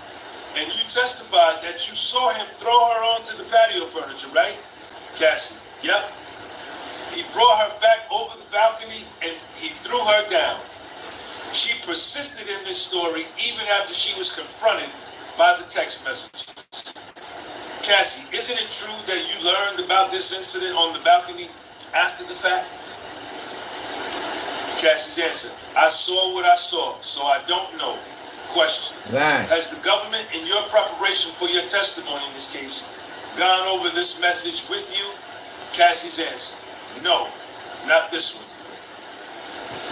Thus, the government left the jury with the false impression that Cassie saw Puffy dangle her friend over the balcony and that this made her fearful of him, when in fact, if there was any incident, Cassie merely heard about it afterwards, considerably lessening any probative value as to her state of mind.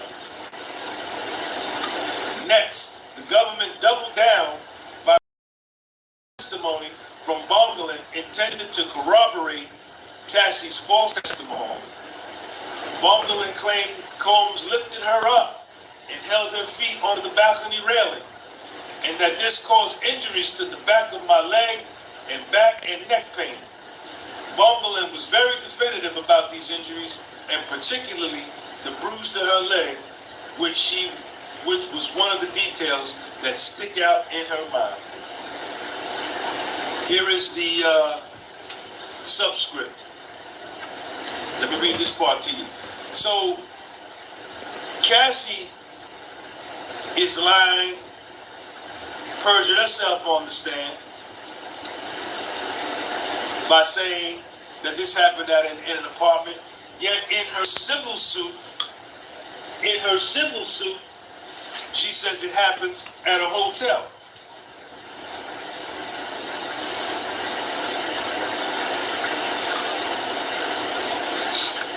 Her civil suit, page 19, paragraph 102. Mr. Combs was severely intoxicated and at one point during the night picked up one of Miss Jew's friends like a child and dangled the friend over the balcony of the 17th floor hotel suite. So in her civil complaint, where she was awarded $20 million, it says a hotel suite, but when she was on the stand and what Ms. Bongolan testified to, it was an apartment. As the government also knows, like other witnesses in this case, Cassie and Bongolan have been in frequent contact at key points and have had many opportunities to collaborate on their stories. And in fact, Bongolan admitted the two friends discussed the incident before and after Cassie filed her lawsuit. Bongolan has an enormous financial motive to lie because she filed a $10 billion lawsuit against Mr. Combs based on this same allegation and will benefit by exaggerating the scope of her injuries to obtain damages. He probably pushed her. That's it. Her account makes no sense and seems to be physically impossible. Mr. Combs is only about 6 feet tall, and even if he is bigger than her, he is not tall enough to have been able to hold a shorter adult by her armpits so high that her feet would have been on the balcony railing, as Bongolan testified. California I told y'all she was high as a bitch. She probably dreamed that shit. I don't goddamn drugs she was taking. To have a minimum height of 42 inches.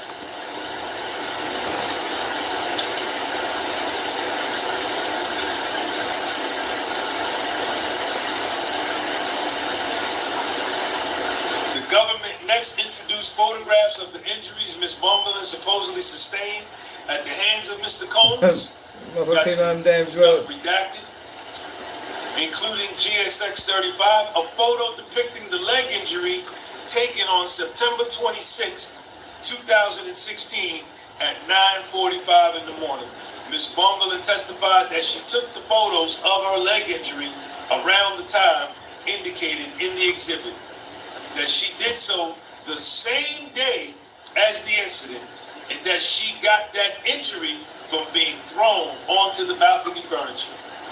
On cross-examination, she confirmed that the balcony incident happened early in the morning, that the photo of the leg bruise was taken later that day, and that the injuries to her back and her leg happened on the same day. The government then introduced photographs of the injuries supposedly sustained at the hands of Mr. Combs during the incident. Check this out. Can't make this up. The government knew or should have known this testimony was perjury and that Ms. Bongolin could not possibly have been injured by Mr. Combs on a Los Angeles balcony in the early mornings of September 26th or even the day before that. The government has long known that Mr. Combs was on the East Coast in late September, and specifically at around the time of the alleged incident. The government knew that he had stayed at Trump Hotel in New York City between September 24th and September 29th, 2016. In fact, the government had marked as an exhibit the records of this hotel stay, which are now in evidence. And it has had other evidence in its possession for some time showing Puffy's travel schedule and proving that he was on the East Coast when it told the jury he dangled Miss Bongolin over a balcony in front of Cassie. So the prosecutors had proof that Puffy was on the East Coast. They had copies of his receipts to the Trump Hotel. The government had this information, yet they still persisted with getting Cassie to admit, getting Bongolin to admit to this event. Dirty motherfucker. They knew. The prosecution knew and went forward with it anyway. Dirty. Redacted. What's more, when the defense began to expose the perjury on cross-examination, the government repeatedly attempted to disrupt the cross with unfounded objections and requests for sidebars. Sidebar, sidebar, sidebar. Puffy was in Los Angeles and New York at the same time. Yeah, sidebar. And unfounded claims, such as the proper leading questions meant to defense counsel, was testified. Then, despite having elicited Ventura's false testimony and having directly witnessed the alleged incident, the court to admit the hearsay text messages with quorum describing what Cassie had found out from someone else, despite having elicited perjurious testimony from Ventura claiming he saw the alleged conduct. All of this was highly improper and exacerbated the harm caused by perjured testimony. It bears emphasis that the use of the perjured testimony regarding the balcony incident is just one example of the prosecutorial misconduct during this trial. The defense previously moved for a mistrial based on the improper line of questioning related to the 2012 provided by Kid Cudi to the LAPD. As the court will recall, the defense argued that the government's motive in eliciting this testimony was to create an unfounded and highly prejudicial inference that Puffy somehow had corruptly arranged for the destruction of the fingerprints. The government claimed that was not the purpose of its questions, and the court denied the motion, and instead gave a narrow, limiting instruction. However, it became apparent shortly thereafter during the questioning of Mia, the very next day, that in fact the government's motive all along must have been to suggest that Mr. Combs had corrupt influence over the LAPD authorities when it tried to create the impression that he was responsible for the destruction of the fingerprints. Specifically, the government elicited testimony from Mia about 2 incidents in which the LAPD did not issue a ticket for speeding after she was pulled over because the officers found out she worked for Puffy. In one case, Mia got pulled over for speeding, name dropped that her boss was Puffy, and got him on the phone, after which the officer was saying like, "Oh my God, Puff Daddy, I love you." Just went into this whole very excited conversation, and then she let me go. Where the proof? The second time Combs was in the car, and once they saw Puff, they were like, "Oh, my bad, yeah," and left us alone. The prosecutor took special care to emphasize that these incidents occurred in Los Angeles? Question. What city did these interactions with the police occur in? Mia, LA. These incidents in isolation seem like benign examples of police giving lenient treatment to popular, famous people, coupled with the sinister implications of the fingerprint destruction. However, they create a strong implication that the reason Mia, and as the government over alleged victims, didn't go to the police was because of Mr. Puffy's corrupt influence over the police and the LAPD in particular. In other words, the subsequent questioning of Mia, even if itself permissible, further corroborates that the government's purpose in questioning the fire inspector, Lance Jimenez, was to improperly suggest that Mr. Combs corruptly caused the destruction of the fingerprints. This constitutes another instance of prosecutorial misconduct. Accordingly, the court should grant a mistrial based on prosecutorial misconduct. Alexandra Shapiro, Mark Agnifilo, Anna Estevello, Brian Steele, Xavier Donaldson, Nicole Westmoreland. We got a dream team.